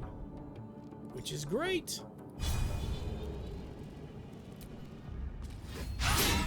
I still missed. Fuck! Oh well, I'll take the L on that. It's fine. Alright, he needs to dash.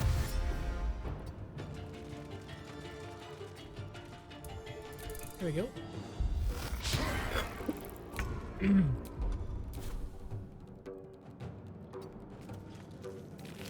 Okay. I've hydrated a lot already, but I'll do some more.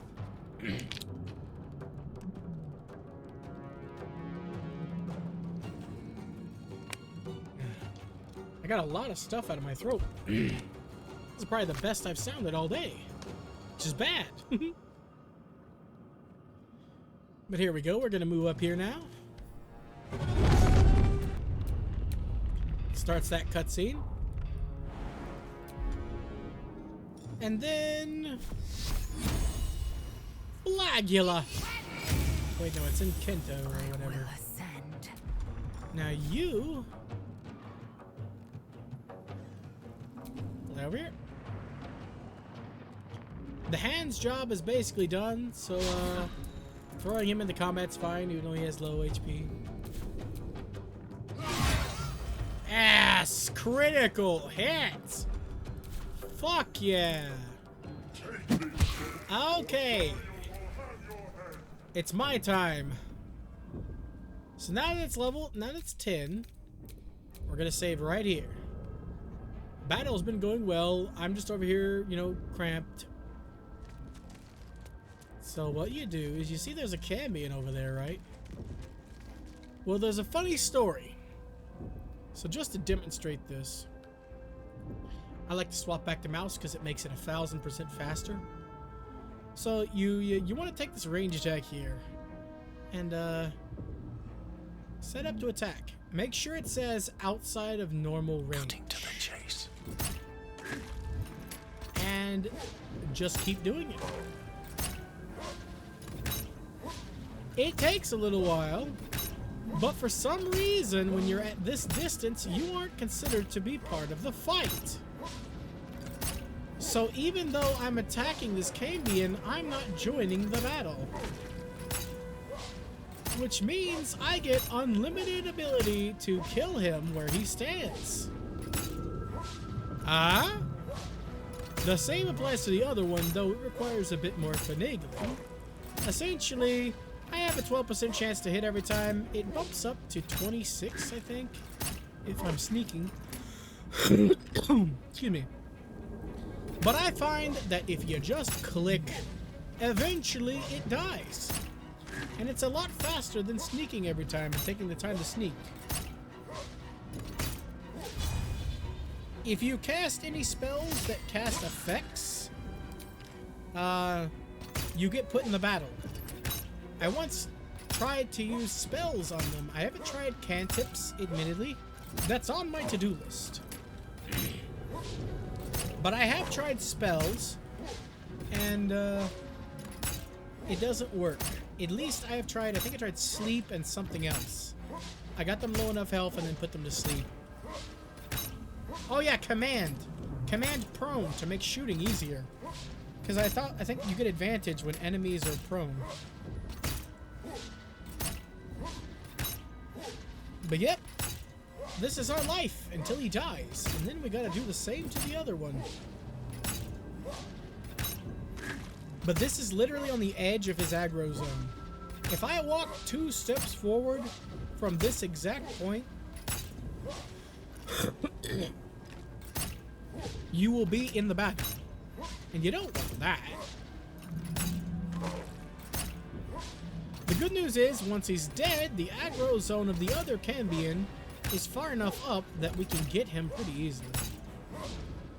But this is incredibly tedious, and I only recommend the people who want to start... Like, if you do this, you're level 3 the second you complete the Goblin Camp. So it's a huge boon.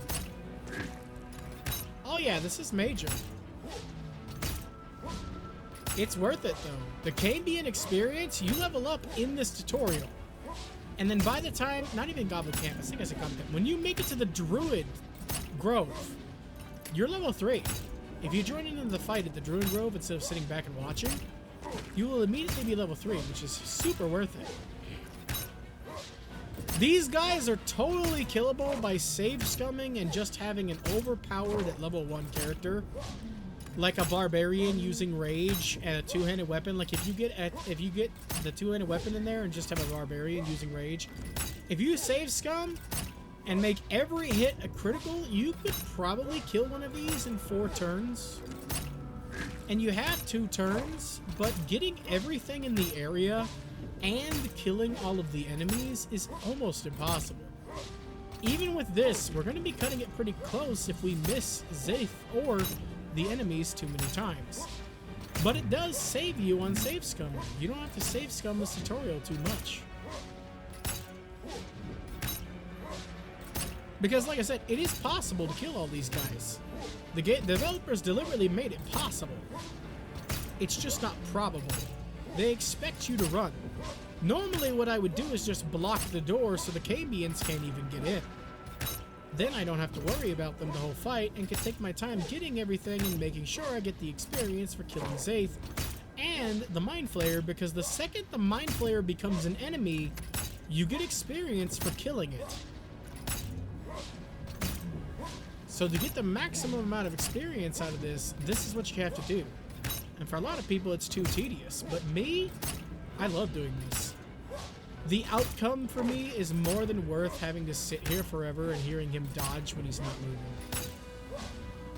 Though this time he's moving every dodge, which is nice. Sometimes he doesn't.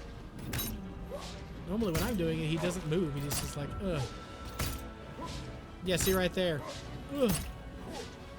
See, he's not moving when he's dodging again.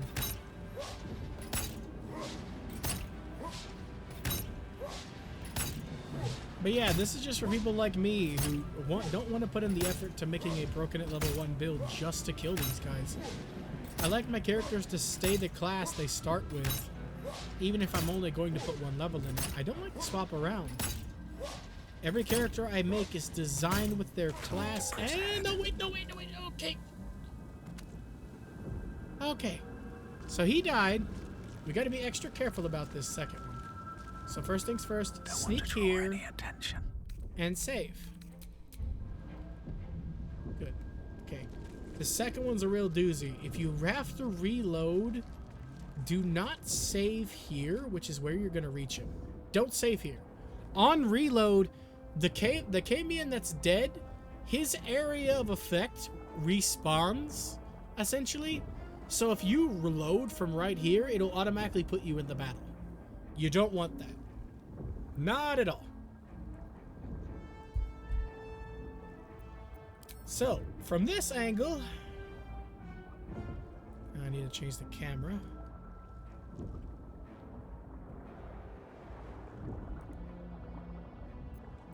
From this angle, you can get him.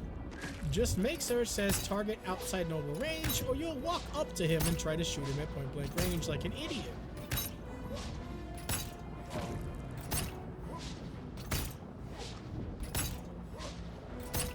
It took a lot of trial and error for me to discover this.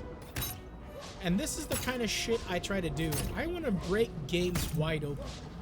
Britt once asked me, why do you make so many saves? Why do you make so many characters? And there are so many reasons to that question. The main reason I always give people is I want the perfect playthrough. I want to craft a playthrough that makes the best decisions, gets the best items, the best possible outcome I can have. This is why I play games like this. This is why I play these games. These kind of games where there's so many options, so many things you can do. I want to find what I call the optimal path. The ultimate gameplay experience. So I always make characters to see what's good. In a game like this, there's multiple possible ultimate playthroughs. Because of how well and how well this game was made and how much it was handcrafted to be so... Like, there's so many good options. Is basically what I'm saying. For classes especially. I've enjoyed playing as a bard. I do complain. Bard isn't exactly the spellcaster of my dreams, nor are they the melee of my dreams. But I'm a pretty good support bard, and I enjoy playing as my bard lock that we made in my playthrough. I'm going to beat the game as it. Most likely tomorrow I'll be back to regular scheduling if nothing happens and I can't stream. So tomorrow we'll pick back up with our bard regardless of what happens today, unless my throat gets worse. So I will warn you guys, if my throat gets worse, I won't be able to stream tomorrow.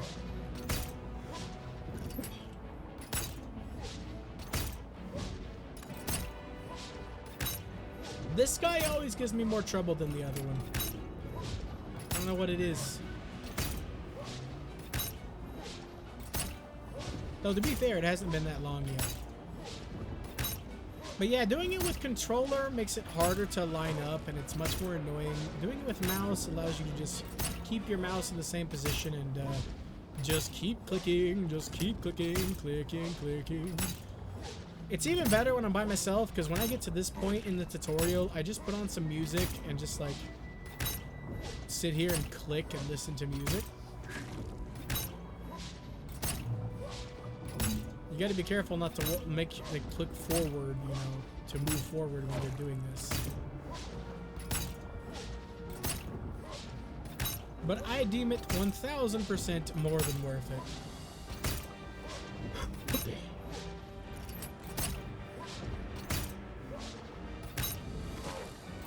Man, this guy is the dodgeball champion of the world. Only if balls were arrows. You get some miscellaneous loot from them that's usually really good and some really good sellable stuff and usable stuff. Last time I got 2 really good arrows. The last time I did this, I actually cut it too close. I was on the final turn with the Mind Flayer alive, and I had just finally killed the captain. Because I didn't save scum the hits much. Like, I might miss that Lae'zel hit. If I had saved scum every hit, which I don't like to do, but if you do, you can definitely make this and optimize this to be the absolute perfect thing. And then have someone be able to take the Camions. The problem is living. You have to be an optimized defense bard with some pretty damn high strength as well. Not bard, barbarian, barb. In order to take them. That's the only way I've ever been able to do it. I don't know anybody else, any other class that can do it. You pick up the 2-handed weapon from the captain after Shadowheart makes him drop it. And then you go to town.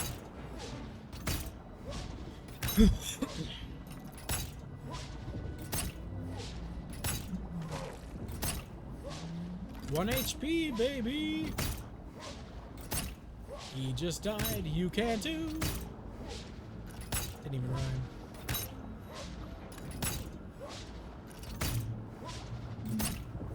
Come on, man. You may be the world's greatest dodgeball champion, but I have the one thing you do not. Persistence. Alright, so now that that's done, all we gotta do is jump on in. Yeet! And now we're in combat. So we gotta just finish the fight as normal. Making sure to kill everything, obviously. Boo!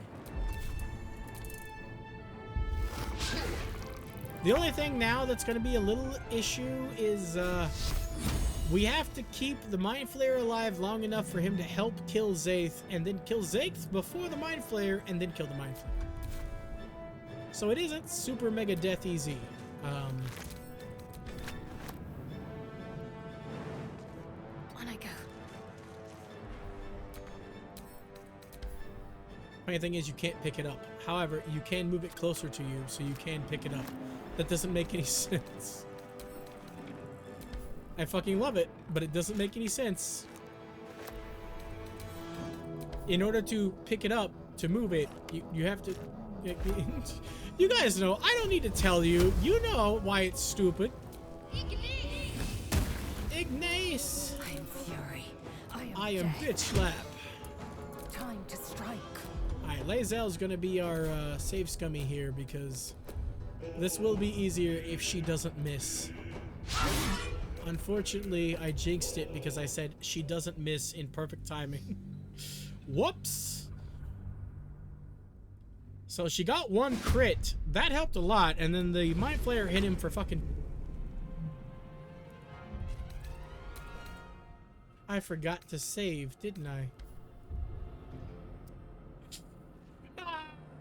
Oh, no!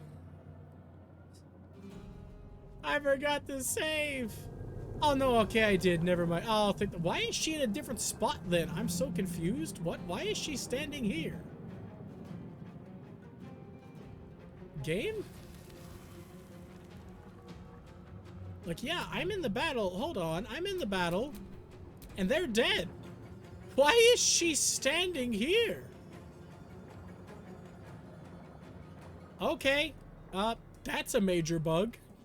She's just in a different location for funsies. That's cool. It scared the shit out of me, though. I thought I didn't save. Oh my god, I had a fucking panic attack. I was like, no! I mean, I'll just move forward for this then. I did save. Yeah, hold on. I did save. I literally did. I was like, I was scared for no reason. I was just here. But she, like, spawned backwards for some reason. I don't get that. Alright, let's go again. Miss.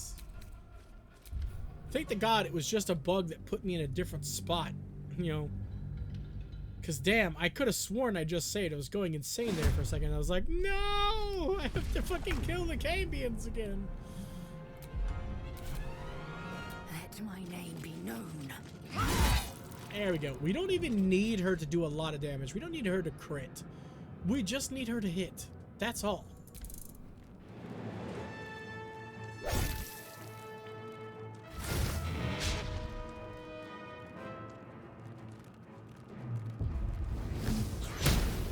Don't hurt us!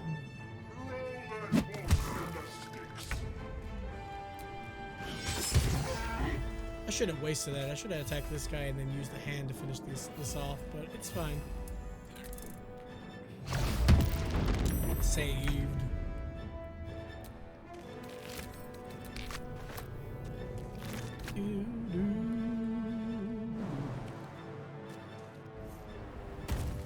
But yeah, remember, I like to get as much as I can out of the tutorial. Not enough movement. Well, what if I just move it? You know, I can't pick it up to put it in my bag, but I can pick it up to move it in front of me. I love that so much. It's so stupid. Let's see if we can take you out here. Yes! That is really good. Really good luck. Unfortunately, what is bad luck is I'm all the way back here. It's okay, we can dash. Sprint to dash.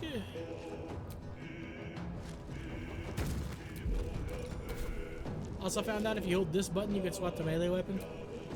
Let's see what we get. We got a bronze ingot, a trident, and some gash. Okay. No traps, please. This corpse is gonna have a trap on it. Okay, this time the best thing we got is an elixir of heroism, but still, the experience is more than worth it. We'll actually level up before we kill the commander. Should be one more enemy, the last little goober over here, and we'll level up. Victory awaits. We need to save again because we need her to not miss. She misses a single attack, it's gonna make us have to scramble. She's already missed one, so okay, cool. There we go.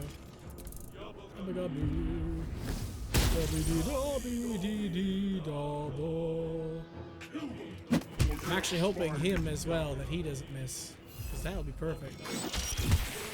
And there we go. Now us can join the fray over here instead. He's like a puppy. If he was a brain instead of a puppy, but still a puppy. Yep, he missed. Okay, yeah, because we can't afford to have everybody miss. So, and the Mind Flayer is up in the fucking air. Whether he hits or miss, it's completely fucking random. Honestly, same with Shadowheart. I don't have trust in her 40% chance to hit with this. But it's okay. As long as Lae'zel hits, it doesn't matter. So I'm not going to save. Yeah, see, chip damage is fine.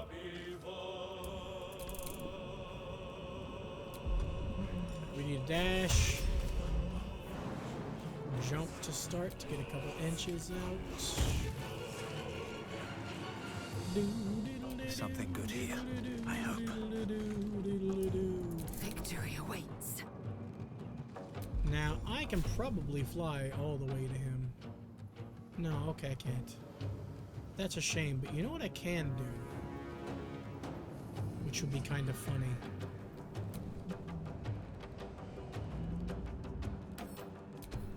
I can throw a brain at him. Ah, not too far away. No! Well, I can't pick up these. They're too heavy. Yeah, I need to check these. These are good. Okay. I will ascend. All right, save again so we can get her some damage in. Nope, apparently not. Reload. But yep, that's how you can kill the Cambians and get a good amount of experience. We didn't level up though. Actually, I'm surprised. Normally I do. I don't know if I don't think I missed anything. But we didn't level up. We'll definitely level up when we kill this guy. I thought you leveled up after killing everyone else, but no, we didn't make that. We have to be inches away. You know, I wonder if skill checks, because I missed most of the skill checks. I wonder if they give you experience. I don't know if they do or not. All right, Lae'zel, calm your tits. Oh yeah, my favorite dialogue option so far as a Githyanki is you could tell a kid you're a swamp elf. They're like, "Are you some kind of elf?" And you're like, "Yes, I'm a swamp elf." He's like, "Oh, I've never heard of them before." It was really funny. He like believed you. He's like, "Oh, I've never heard of them before. That's cool. First time I've seen one." It's like, "Oh, yes." To get Yankee of swamp elves. Wow, this one's just not going in our favor, huh? But yeah, Mage Hand kind of sucks because the damage potential is like you have to set it up before battle or just be willing to get in your bag and drop everything. Which I don't really want to do. Damn, why are you so unlucky, Lae'zel? A lot of people call her Bazel, and they're her she's like one of the favored romances. I'm like, I mean, I admit she's not as bad as I thought. I like her at the point in the game we're at. I don't hate her. She's very abrasive early on. However, her sarcasm is really funny. Especially when you call her out on being abrasive. It's like, why are you always an asshole? And she's like, no, I forget what line she says, but I remember she says something along the lines of, "Yes, I am. I'm as cold as the sea of night." And I didn't realize, but that's supposed to be sarcasm. She is literally an alien with alien values. Like, in a world of dragons, she is an extraterrestrial from space. Finally. Avernus is ours. My favorite thing is when he dies, he changes voice actor. "It's your turn now," he says, in a completely different voice. It's kind of funny. Yes. Yes. Hit him harder. You got way too much health. I'm not comfortable with the amount of health you have, actually. So we're gonna make you low. Or miss. I guess that's fine.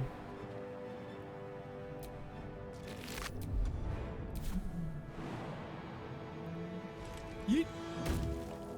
There's nothing really here I haven't looted that matters.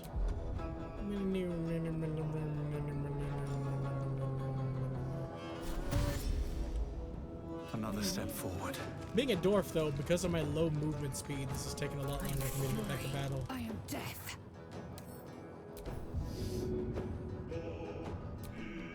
Throw it at him! It's the corpse of one of your allies. Take it. Time to strike. Yeah, this is going to be a big problem if we don't weaken him more. Okay, yep, that works. Just once is fine. Because he'll hit him. Then we have one rotation left to kill him with Lae'zel. And that helps a lot. As a matter of fact, I think we got him. 44. Curses. Oh, this is a 100% chance to hit. Yes! Nintendo! You are no longer required. That's cool. The Dance of Death.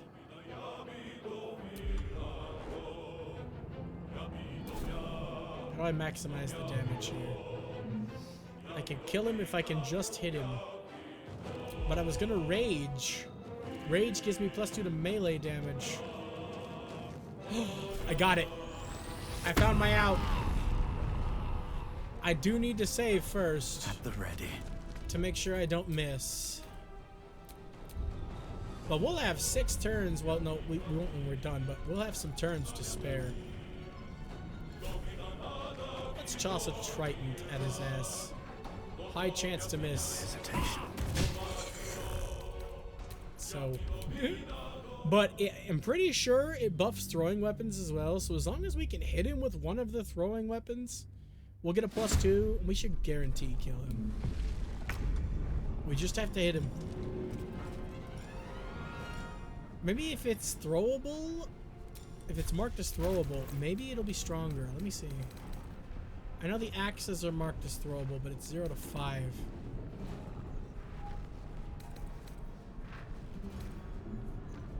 Alright, this one's a thrown, but it's 0 to 7. With a +2, it should be fine. Okay, yeah, so we're gonna go with the trident. Here goes nothing. We just gotta make sure we don't miss. And we're done. I like to get out of the tutorial and basically wrap up by talking about, like, to myself, I think about it, but like, I'll wrap up by talking about the character and seeing if I like them.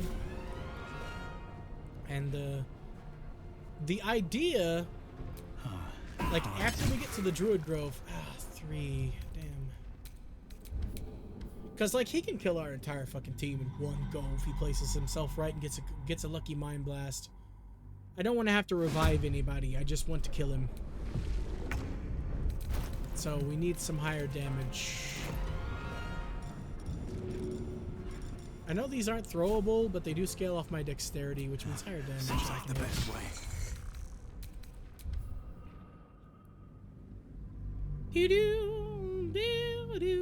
Man, it's been 2 hours already. See, this is why this game takes so damn long. We're still in the tutorial. Like, I can't just go attack him. It just won't work.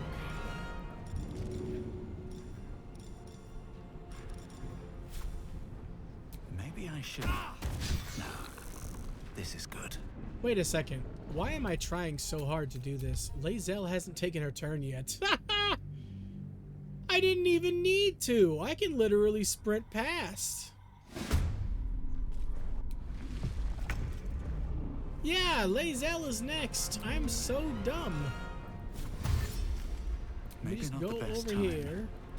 And then over here so he doesn't attack me with an opportunity attack. But yeah. Victory awaits. Go over for the bitch slap. Doesn't matter if it hits or not. Swift and lethal.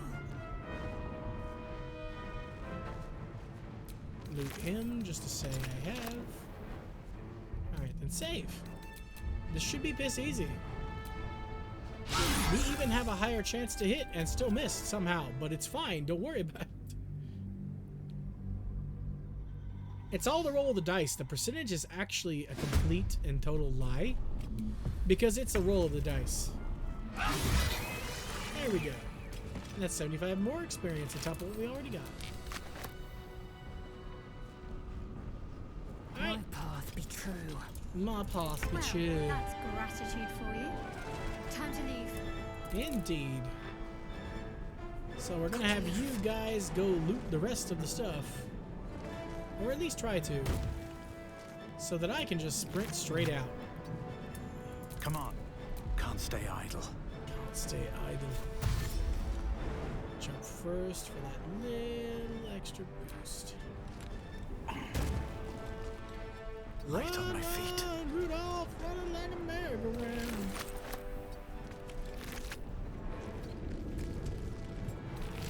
Alright, so no straight shot, but turn 4 will be done.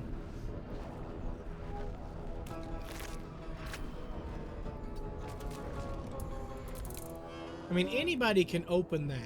The cutscene first, the first cutscene doesn't really matter all that much. I just want my character to be the one to do it.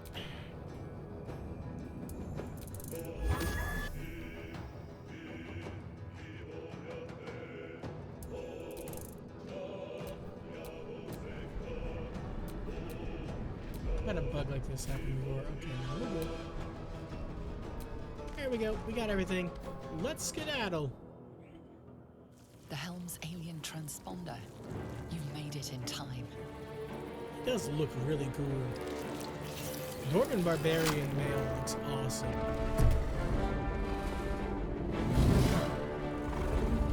And of course I watched major cutscenes like this. Look how my dwarf just flops like that. He doesn't look like he was blasted back. He looked like he just kind of tripped backwards. And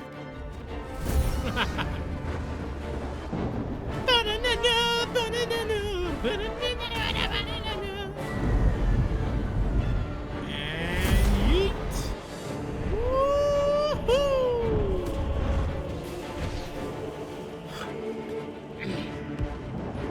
I'm a right hairy bastard.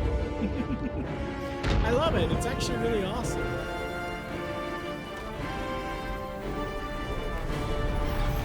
He looks like a traditional barbarian. I like him a lot. A beardbarian, if you prefer. But yep, if you go through, you don't even have to go to the area with the bandits. Don't go there at all. You don't have to. Recruit your major party members and then go to the Grove fight. And after the Grove fight, you'll have leveled up again. So yeah, it's a lot of experience to get out of that.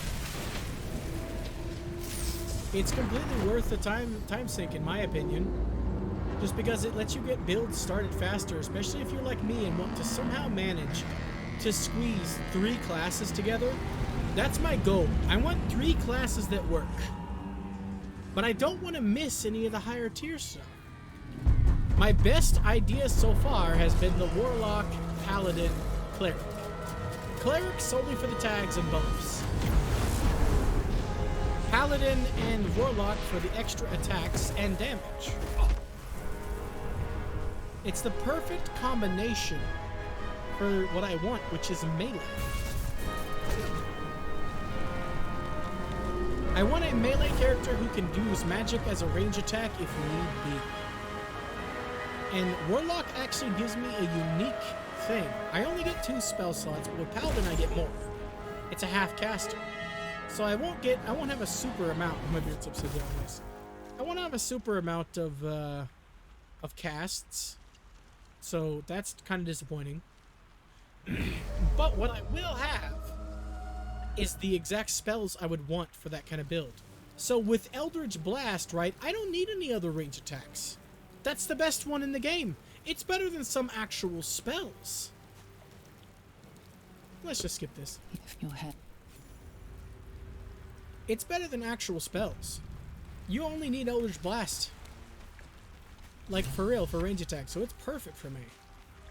For my purposes. So the rest of the Warlock spells I can pick are self-buffs.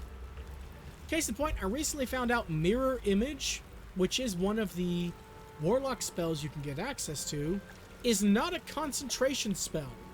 It's just active immediately.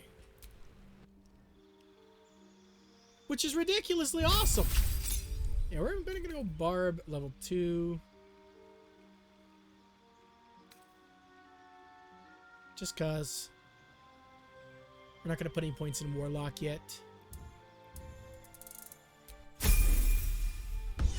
Because we can get it at the gate. But yeah, this guy's cool.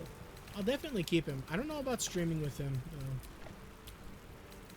Barbarian Warlock is the least interesting of the ones I've come up with. I still want to make that... I have 2 test characters that I probably will just pick one of them up. Because I've already explained it. The 1 level in Cleric, the rest of the levels in Paladin and Warlock. And Warlock actually gets the least amount of levels. Let's see. Is it the least or the most? I actually forget. I have them listed here real quick. So let me see. I still want to work out a Tempest Domain Cleric, though, as well. The ones I've made so far, I don't want it to be a straight Tempest Domain Cleric. But nothing else really fits. It's kind of disappointing. But here, yeah, you... As a Warlock, if you don't get your next class feature until level 6, so that's 1 level next. And then Paladin, let's see here.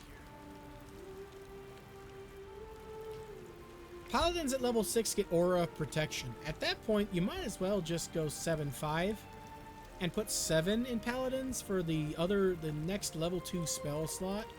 Unlock at level 7. And then the subclass feature, which it isn't good. The biggest issue I have with putting the 2 points in Paladin instead of Warlock, which is why I'm having a hard time deciding how to split it. I know I wanted a 7-5 because that gives me just what I need, but I haven't decided who gets 7 and who gets 5, because with Paladin, I always want to be an Oath of Vengeance Paladin. I like their dialogue the most, and they have the least amount of times where you can break your oath. Breaking my oath too many times in a row to make the decisions I want will cost me all of the monies, and I don't want that. I would love to make an oath breaker, I guess, because Aura of Hate is pretty useful. And then the spells you get are... they range from okay to I don't really want that. But you see, if you're an Oathbreaker, you already get the best Warlock spell anyway, in my opinion. I have huge respect for Hellish Rebuke. I've actually used it on a lot of different characters. Just because of it's nice to be able to attack when it's not even my turn. And it's just such high damage as well. Asmodus Tieflings get it, and that's one of the best things they get. Like, they get Produce Flame, which sucks. But then they get Hellish Rebuke, which doesn't suck. And Hellish Rebuke is a save. So, save ones, from what I found, do not use a spellcasting stat for the damage. They just roll 2 sets of dice. In this case, it's 2 d10s, and not all of them are 2. But in the Hellish Rebuke's case, it's 2 d10s, and then if they save the spell, unlike fucking Sacred Light garbage, which immediately just goes, ah, you missed because they saved, and it does nothing. Hellish Rebuke will do half damage if they save. So half of the damage on the roll. And every level you upcast it adds another d10. So it's just really good. It'll always do damage. And it doesn't scale, so you can be any kind of class and get benefit from Hellish Rebuke. So the Tieflings getting access to it is great. It's just that, like Asmodus Tieflings specifically, it's just the other 2 things that Asmodus Tieflings get access to are completely shit. Produce Flame is garbage. Unless you're playing as a Wisdom class, and all of the Wisdom classes can learn Produce Flame naturally. So you don't get it. It's not a bonus. It's completely stupid. And then Darkness, you guys know how I feel about Darkness. It inhibits you and your enemies, so it's not very good. There are ways to build around it, but it's just not very good flat out. Mephistopheles Tieflings get probably the shittest fucking spell list, which is sad because I love them. I love Mephisto, the Legend of Mephisto, the Faust books. So it's really sad that they have the most unusable list. They get Mage Hand at level 1. Just like regular Mage Hand, the spell, it lasts for like, I think it's 10 turns. So out in the world, not very long. And it has 3 health and isn't even invisible like Lae'zel's. It's useless. It's not very good. Very limited uses. The uses are there, right? Getting loot from a distance is a good use. There's moments where I have used Mage Hand. Not very many. Like, it's not super duper mega death useful. It's just okay. They get Burning Hands, and it uses Charisma as the spell modifier. So if you're a Charisma class that doesn't get access to Burning Hands, which I think is literally Paladin and Warlock only. No, Warlock gets Burning Hands, I think. I have to look. But it might just be Paladin. Okay, yeah, no. It's just Paladin. It's Paladin and Warlock that can benefit from that, I guess. But Burning Hands isn't very good. It's okay. It's fine. The last one you get that's truly unique, okay? It is a unique thing. I don't like it. I wanted to make a build around it, but it's It's not bad. It's Flame Blade, which I think is a druid spell. Yeah, it's a level 3 druid spell, and only druids get access to it, and only Mephistopheles tieflings. You essentially conjure a flaming scimitar in your hand that deals your spellcasting stat in damage, which is great if you don't want to use a weapon. But I'd like to use a weapon. So if I was trying to find a way to dual wield scimitars and have Flame Blade be in my offhand, that could make it work. But I'd still have to be either a melee-centric class or just a warlock, because, you know, so I can make my other weapon go by spellcasting stat as well, which is kind of pointless. So, the best one by far is Zariel Tiefling. You just get 2 free Paladin Smites and Thaumaturgy for free. Like, but Karlach is a Zariel Tiefling, and I don't like doubling up. It's just my personal pick. So Tieflings have a lot of potential, but unless you're picking Asmodeus simply just to have Hellish Rebuke for free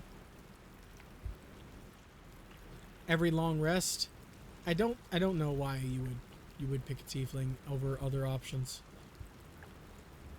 I still like Tieflings a lot. They're my favorite race. Besides Drow. Drow are my absolute favorite, but they're not always available. Tieflings always seem to be available. So in the event that a Drow is not available, I pick Tiefling. Yes, I'm edgy. I go for the darker races. They're my favorites. But yeah, this went really well. So I like this guy. I'm going to keep this guy, but I probably won't stream as him. He's a howdy bastard. He's a right howdy bastard, he is. For some reason, I'm pressing the menu button, and it's not... The menu is not popping up. Okay, there. In the menu, in the other menu, the menu popped up for some reason. Right, we're gonna save him. Warren here is pretty damn cool. I don't know why I named him Warren. What came to mind was Warren Buffett for some reason. I don't even know what that guy looks like, so I don't even know if he looks like this.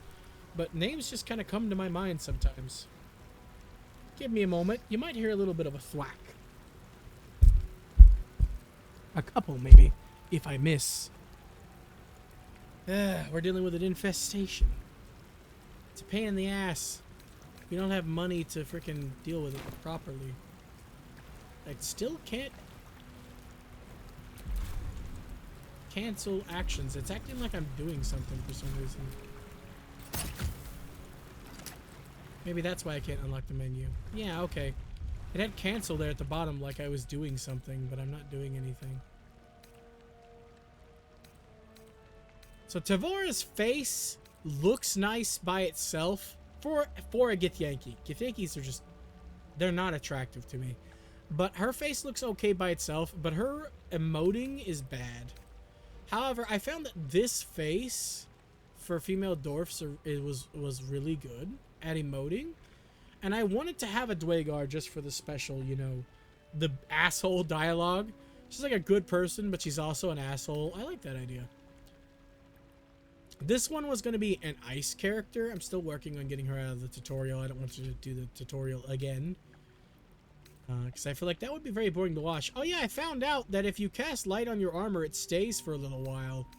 So you can have glowing armor. Look at that thumbnail there. We got glowing armor over there with Bathory. But yeah, this is mine and Brit's playthrough. We're gonna be playing together or trying to. But yeah, a lot of these have been just experiments. I might just pick back up on our bard. I have a bunch of other ideas, like I said, but I kind of just want to work on some of them in my spare time. This is my Tempest Cleric. This is what I've decided to go with for Tempest Cleric. No, don't overwrite. Jesus, okay, shit. Let's see. I think this is my Tempest Cleric. I'll give you guys a little look-see and explain some of my thought processes. I normally try to put one level in each class.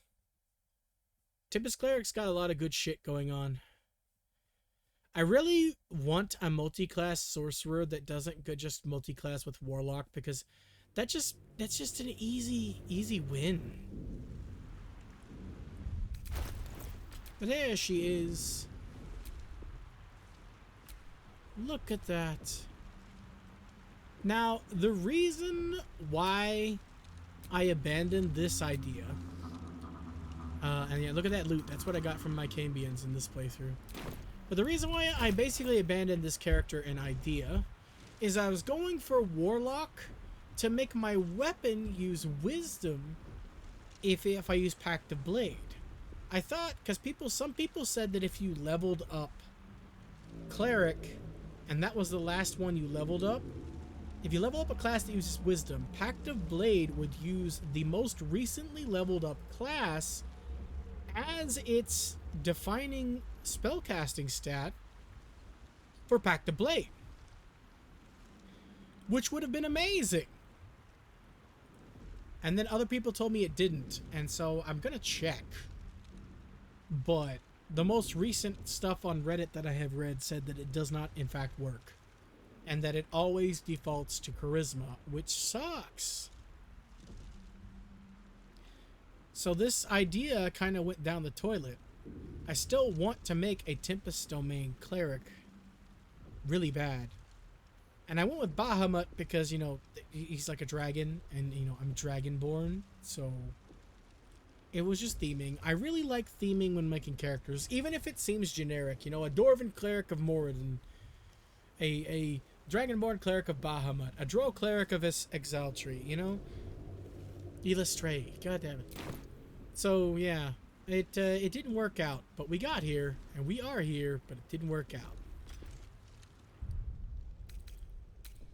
It's a good idea, and it's not bad. It's just not what I need.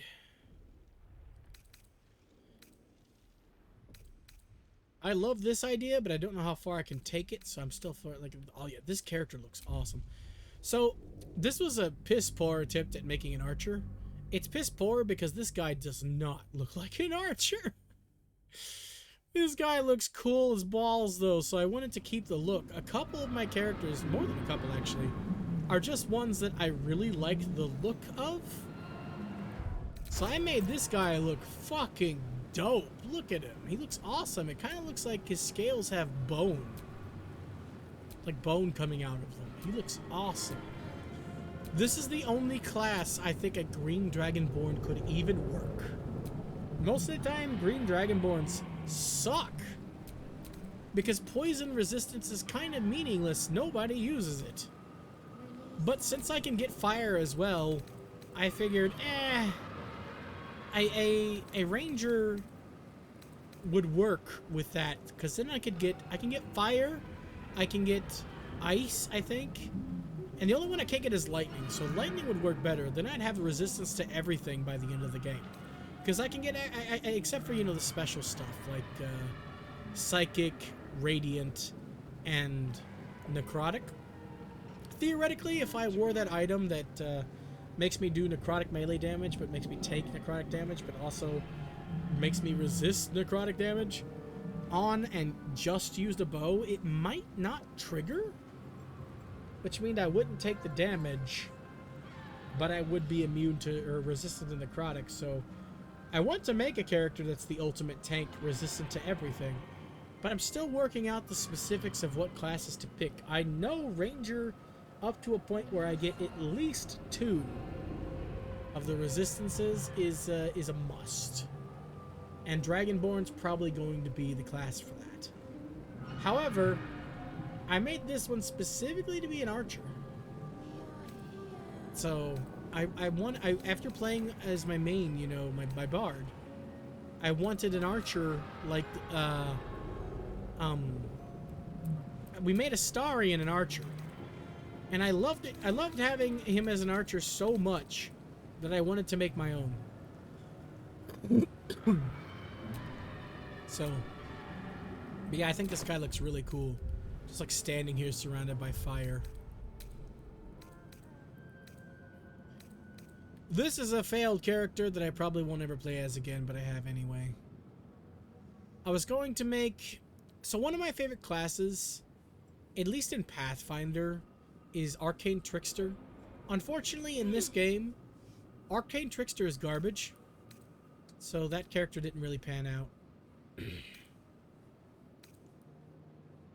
So yeah, those are all the ones I really want to show off. So let me go back to the main menu and we'll make another character. We'll test something else. I don't really feel like playing as my bard today. My throat is starting to hurt pretty bad. So we'll make another one of my test characters and explain why I want to test it and stuff.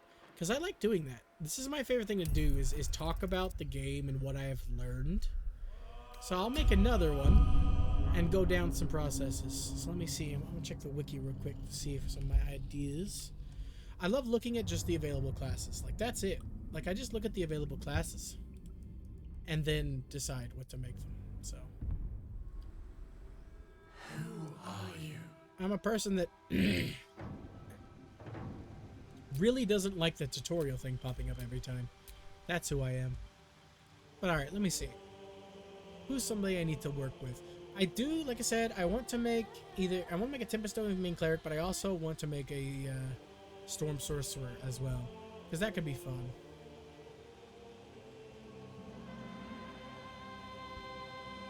Nothing happened! I'm just experimenting. This is a one-off stream, that's why I have the hashtag one-off experiments. I'm just experimenting with some things. How are you doing, Sir? How are you feeling? My throat hurts. That's about it for me. I'm doing good on my medicine still, but you already know that. Let's see. Let's work with a druid. There is a build I want to figure out. I don't necessarily have to be a druid to do it, I suppose. Let me see something real quick.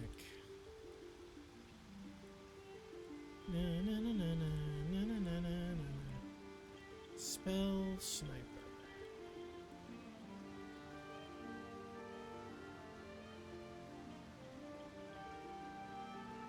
Ah, yeah, man. They are awful. I don't think I have COVID. I don't know. I haven't been tested in a bit. Okay, so Spell Sniper doesn't give you it.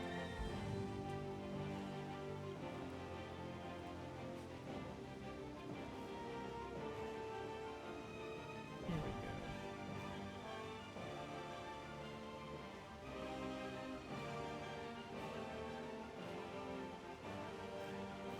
So I want to work in a character that uses clubs. Because there's a club in Act 3 that I really want to use on a character. And then Shillelagh is something I've wanted to use for a while. You don't necessarily have to be a druid to access it. There are a couple ways you can do it. The problem is, I don't know how to get it to work on the class I want to use it with spellcasting modifier instead of wisdom.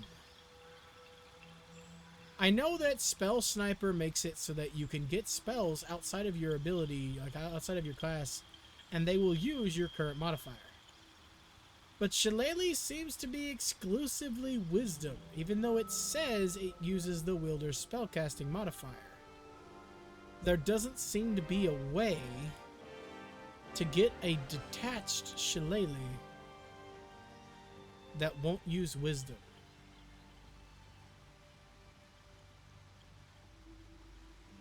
Hold on, let's see. Here we go. The notes down here give me this. If learned via Magic Initiate Druid, despite listing Wisdom as the casting ability on the tooltip, it will use the casting ability of the class that acquired the feat for both the damage and attack rolls. So, i.e., taking a 4th level in Bard will cause it to use the Charisma. Okay. Okay, so we can make it work. If I do Magic Initiate Druid, what can I get out of that would warrant? You get 1 spell and 2 cantrips, right?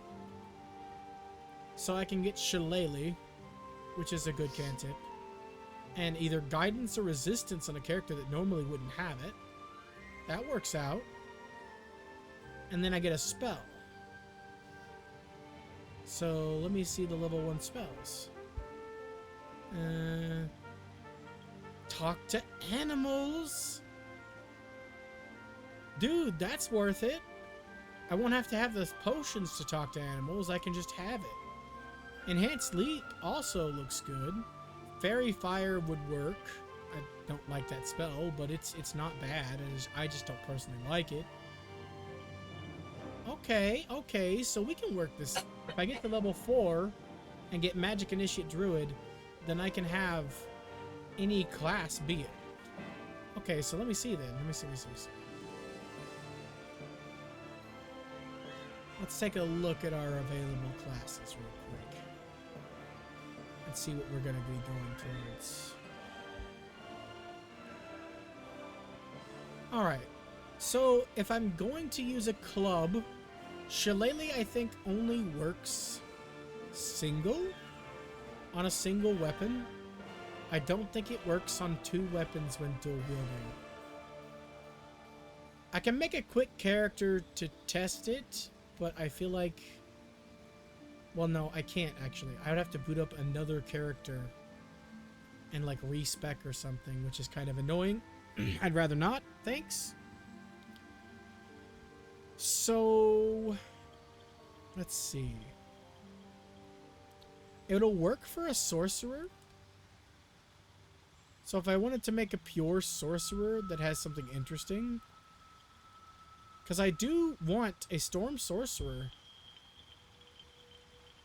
and I feel like I could really get it to work, but I'd be in danger. Like, whether you believe it or not, mage armor is not as good as actual armors. I personally love not wearing armor as a mage, but it's not the optimal strategy. It's best to wear armor. But what was I talking about it for? Hold on, I lost my train of thought there for a second. It'll come back. Oh yeah, the shillelagh. Okay. So, theoretically, there are a bunch of classes that get access to medium, or much races that get access to medium armor. So if I wanted... No, I like running around in clothes and killing people. Everyone else is in their heavy armor. I like sneaking behind them with nothing but cloth. So plenty of races get medium armor proficiency. Not plenty, like 4? Let me see. Githyanki get medium armor proficiency. And they get Astral Knowledge, which is super good. I now appreciate Astral Knowledge heavily. And Mage Hand's just a little shit bonus. And all of these weapons, stuff. They are clearly the best race in terms of bonuses. But the only other one I know of is a Shield Dwarf getting medium armor, actually. That might be it. Might be the only races that get armor. I thought there was more. But yeah, no, I prefer to wear clothing in these kind of things because it's the most... I like doing things because I'm a hipster. I like doing things that most people wouldn't do. Most people, if you have the option to put on medium armor or wear clothes, unless the clothes are just super amazing. Like, there's one outfit in the game I'd classify as amazing, and it's only amazing if you're using Eldritch Blast, and that's what we're wearing on my Bard. And what's going to be our armor for the rest of the game. Cantrips do charisma damage. Because it stacks with the other charisma modifier bonus. So yeah, our Githyanki, our Githyanki, our thing is either Githyanki or a dwarf. And Githyanki are ugly and dwarves are dwarves. So this is going to be a hard decision.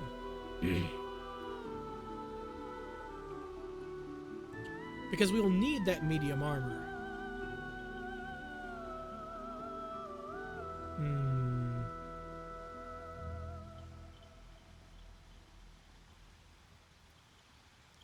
Githyanki have the best stats, admittedly.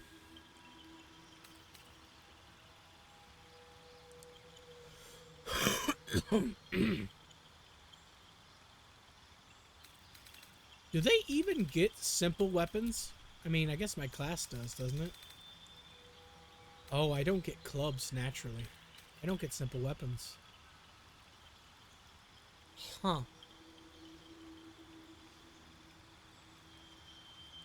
I mean, I can use a quarterstaff and it would achieve the same effect, but the whole point is in Act 3 there's a really good club. Okay, wait a second.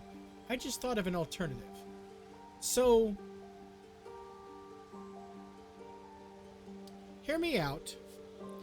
Shillelagh only works on clubs and quarterstaffs. So what if I have a club in my offhand and a bladed weapon in my main hand? If I take the dual wielding feat, which I would have to take first, so Shillelagh would be late, like really far out. But if we can go get the enchanted table leg of strength, that won't matter too much. But hear me out. If I can do that right, I would have to be a warlock, a blade warlock, pack the blade, to make my main hand weapon do charisma modifier damage as well. But theoretically, if I spread between warlock and sorcerer, I can have a club in my offhand and dual wield. Let me work this out real quick. So I'm on the wiki. I wish I could pull that up too so you guys can see my thought processes, but it's fine as it is. So I would need at least level 3 for the pack boon to get packed the blade. At least level 3 warlock. Which is fine. You get a lot of good spells, like Misty Step and Mirror Image are the ones I was talking about for the other character, by the way. Passive buffs. The ability to teleport anywhere. The ability to, you know, make yourself more defensive with no drawbacks. The ability to use whole person as well is good. All of those are really good spells you can get access to. But anyway, looking at it, if we have warlock here, let me just get rid of some of these tabs so the game isn't fucked as much. There we go. Okay, so if we have warlock, we need at least level 3, but since 2 out of our 3 feats are already borked, we'll have to go to 4 so we can at least get a feat. Warlock level 4. We'll miss out on extra attack with our pack weapon if we don't go to 5.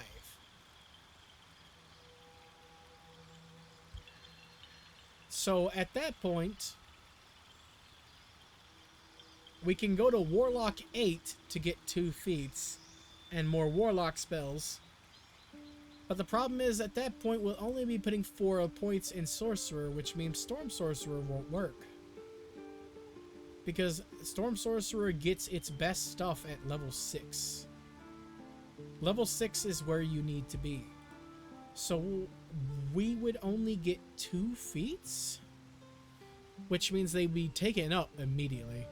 Because in order to dual wield a weapon like, say, the Plantar Luvere, however you say it, or Lure, Plantar Allure, I think it's Plantar Allure.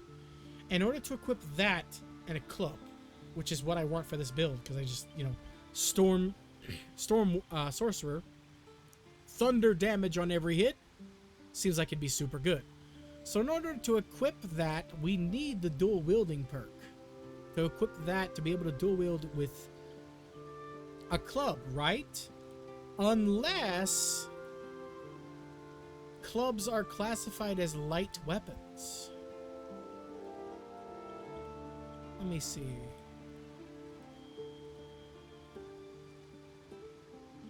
They are classified as light weapons.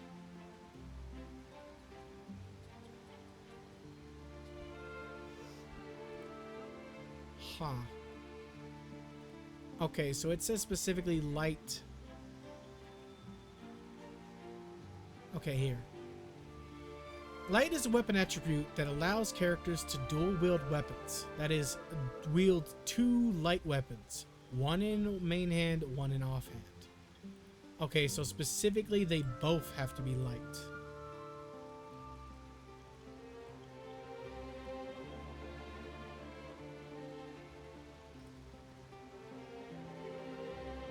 me see.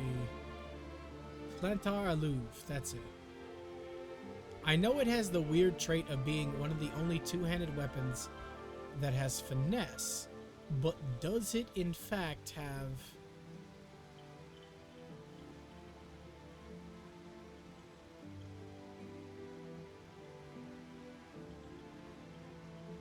Yeah, finesse. It has finesse, but where is its other thing? Versatile finesse. So it doesn't have light. Damn.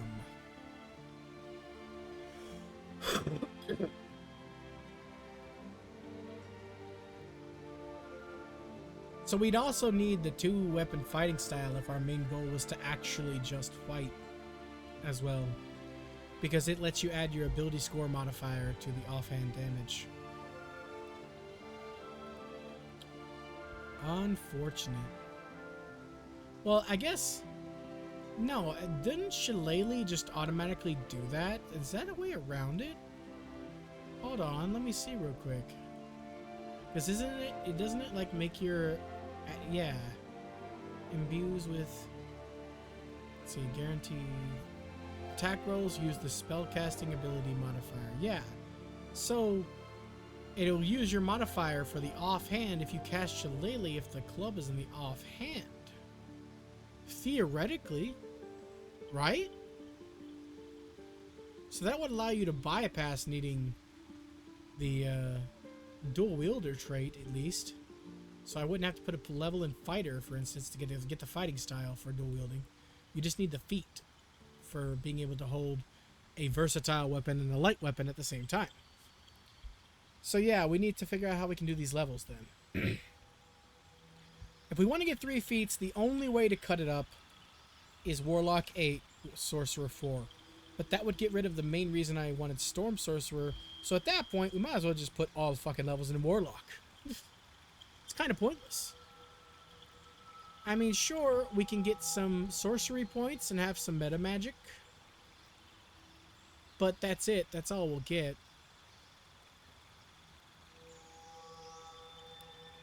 So I can, like, self-buff myself with, like, Misty Step. Well, Misty Step takes a bonus action anyway. Something like Mirror Image, I guess.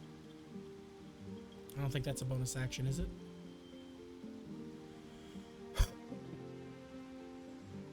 Yeah, no. So I can buff myself defensively before I attack. Cast Crown of Madness on somebody or blind them or cast Blur. You know, any self-buffs, enlarge, reduce would work.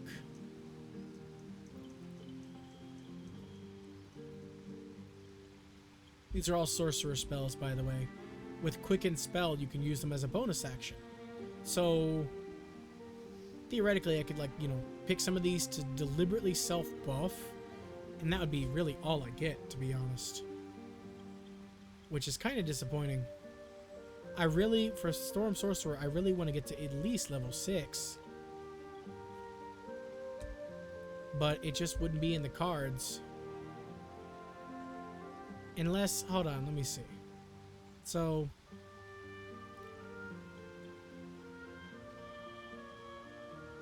Sorcerer 6, Warlock 4 is 10, which leaves me 2.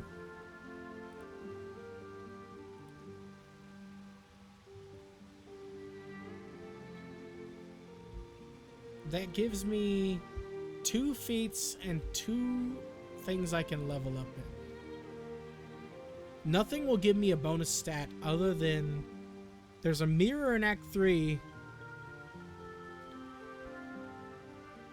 and then Ethel's garbage. So my damage is going to be solely, excuse me, Yara, is going to be solely from my charisma modifier. And I'd want to get it to 20 before Act 3 if possible. Oh, my throat is starting to hurt really bad.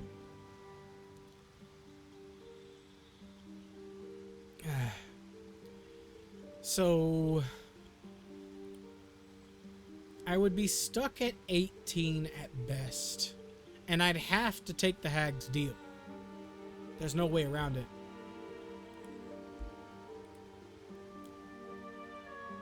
but it's doable. Because I wouldn't be able to use the ability score thing at all. The 2 levels can just go in Sorcerer for all I care. The 2 extra. Wait, hold on. I'm an idiot. I'm so stupid. I just solved the problem. 4 levels in Warlock, 8 levels in Sorcerer. We get 3 feats. I don't need the extra attack, which is at 5. That would be great. And honestly, I want it, but it's not... I guess it is kind of necessary. So I would need 5 in Warlock, so never mind. I'm back where I started. Shit. That leaves me 1. Hold on. 5 in Warlock. 7. Wait, yeah, 7. 7 plus 5. That's 12. Okay, so I would only be able to get level 7 in Sorcery then, or put a level in something else. And I would be stuck with 2 feats, and that's it. That's all I could do. Well, at level 7, Sorcerer gets access to Dimension Door. So that's just super good. Like, that's a sole reason to just put that. And you get, like, say, another sorcery point. That's always welcome.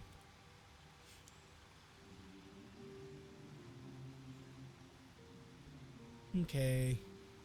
I guess that works out. It's not perfect, though. I like perfecting builds.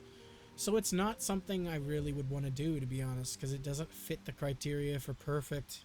It's really close. If I could find a way to boost my stats before Act 3 to 20, but I just can't. Because I need 2 feats.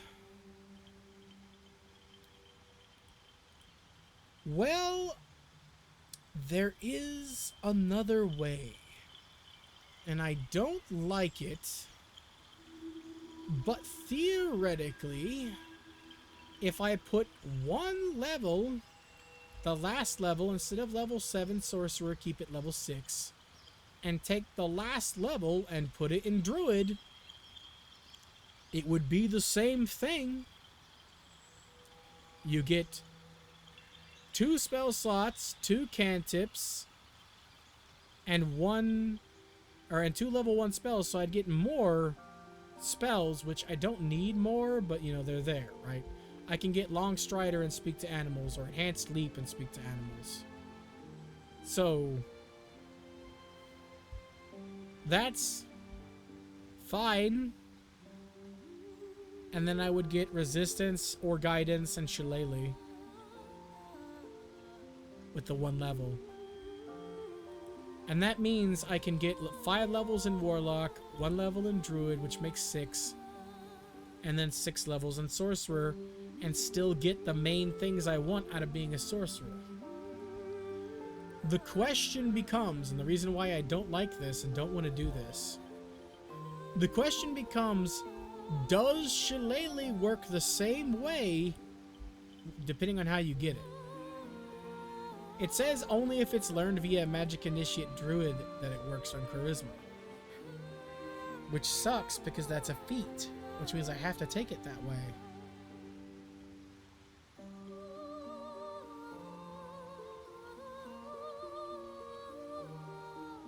It's unfortunate.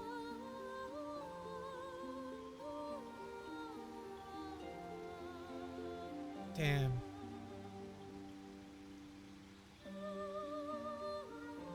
I don't think there's any other way to do it. Alright, so that build's kind of a bust, unfortunately. It was so close! If you sacrifice extra attack, which does suck, but if you sacrifice extra attack and just go for more of the spellcasting and sorcerer, you can easily do it. It's totally doable. I might actually do it in my spare time. But honestly, my voice is starting to hurt. Just talking about it is hurting my voice. I need to rest it. It didn't hurt this morning. But talking for longer apparently is making it hurt worse because I keep having to cough up shit. So I'm sorry, but I'm gonna have to cut this stream early. But sorry, I ended up just sitting here talking about an idea instead of doing it. My apologies. But this is the way I like to play games. I like to find this stuff out. I've mentioned it before. But now, with my brain running out all cylinders, I make less mistakes. So it's nice. Plus, if you put level 5 in Warlock, you not only get the Deep Impact, but you also get 3 Eldritch Invocations instead of just the 2 you get at level 2. So you can say be a character that doesn't have the ability to see in the dark and get Devil's Sight. And then still have enough points for boosting your Eldritch Blast with Agonizing Blast. And then the last one can just go wherever you feel like it, because there's a lot of good ones you could take. You know, Beguiling Influence has its uses. Beast Speech has its uses. Armor of Shadows, if you're not using armor and aren't a Dragonborn sorcerer, which I'm going to be a non-Dragonborn sorcerer, but I was planning on using armor. If I can do it.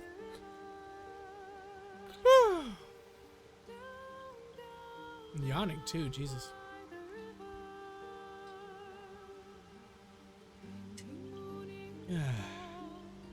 Okay. I'm gonna get off for now. I'm sorry this ended up being short and I didn't end up doing much. But I showed you guys some stuff and I had some fun, so I'll see you guys tomorrow. Same alien time, same demon channel. Thank you guys for stopping by. Bye-bye! I can't do the outro. I'm sorry. Bye, me guys. Sarah, you get some rest.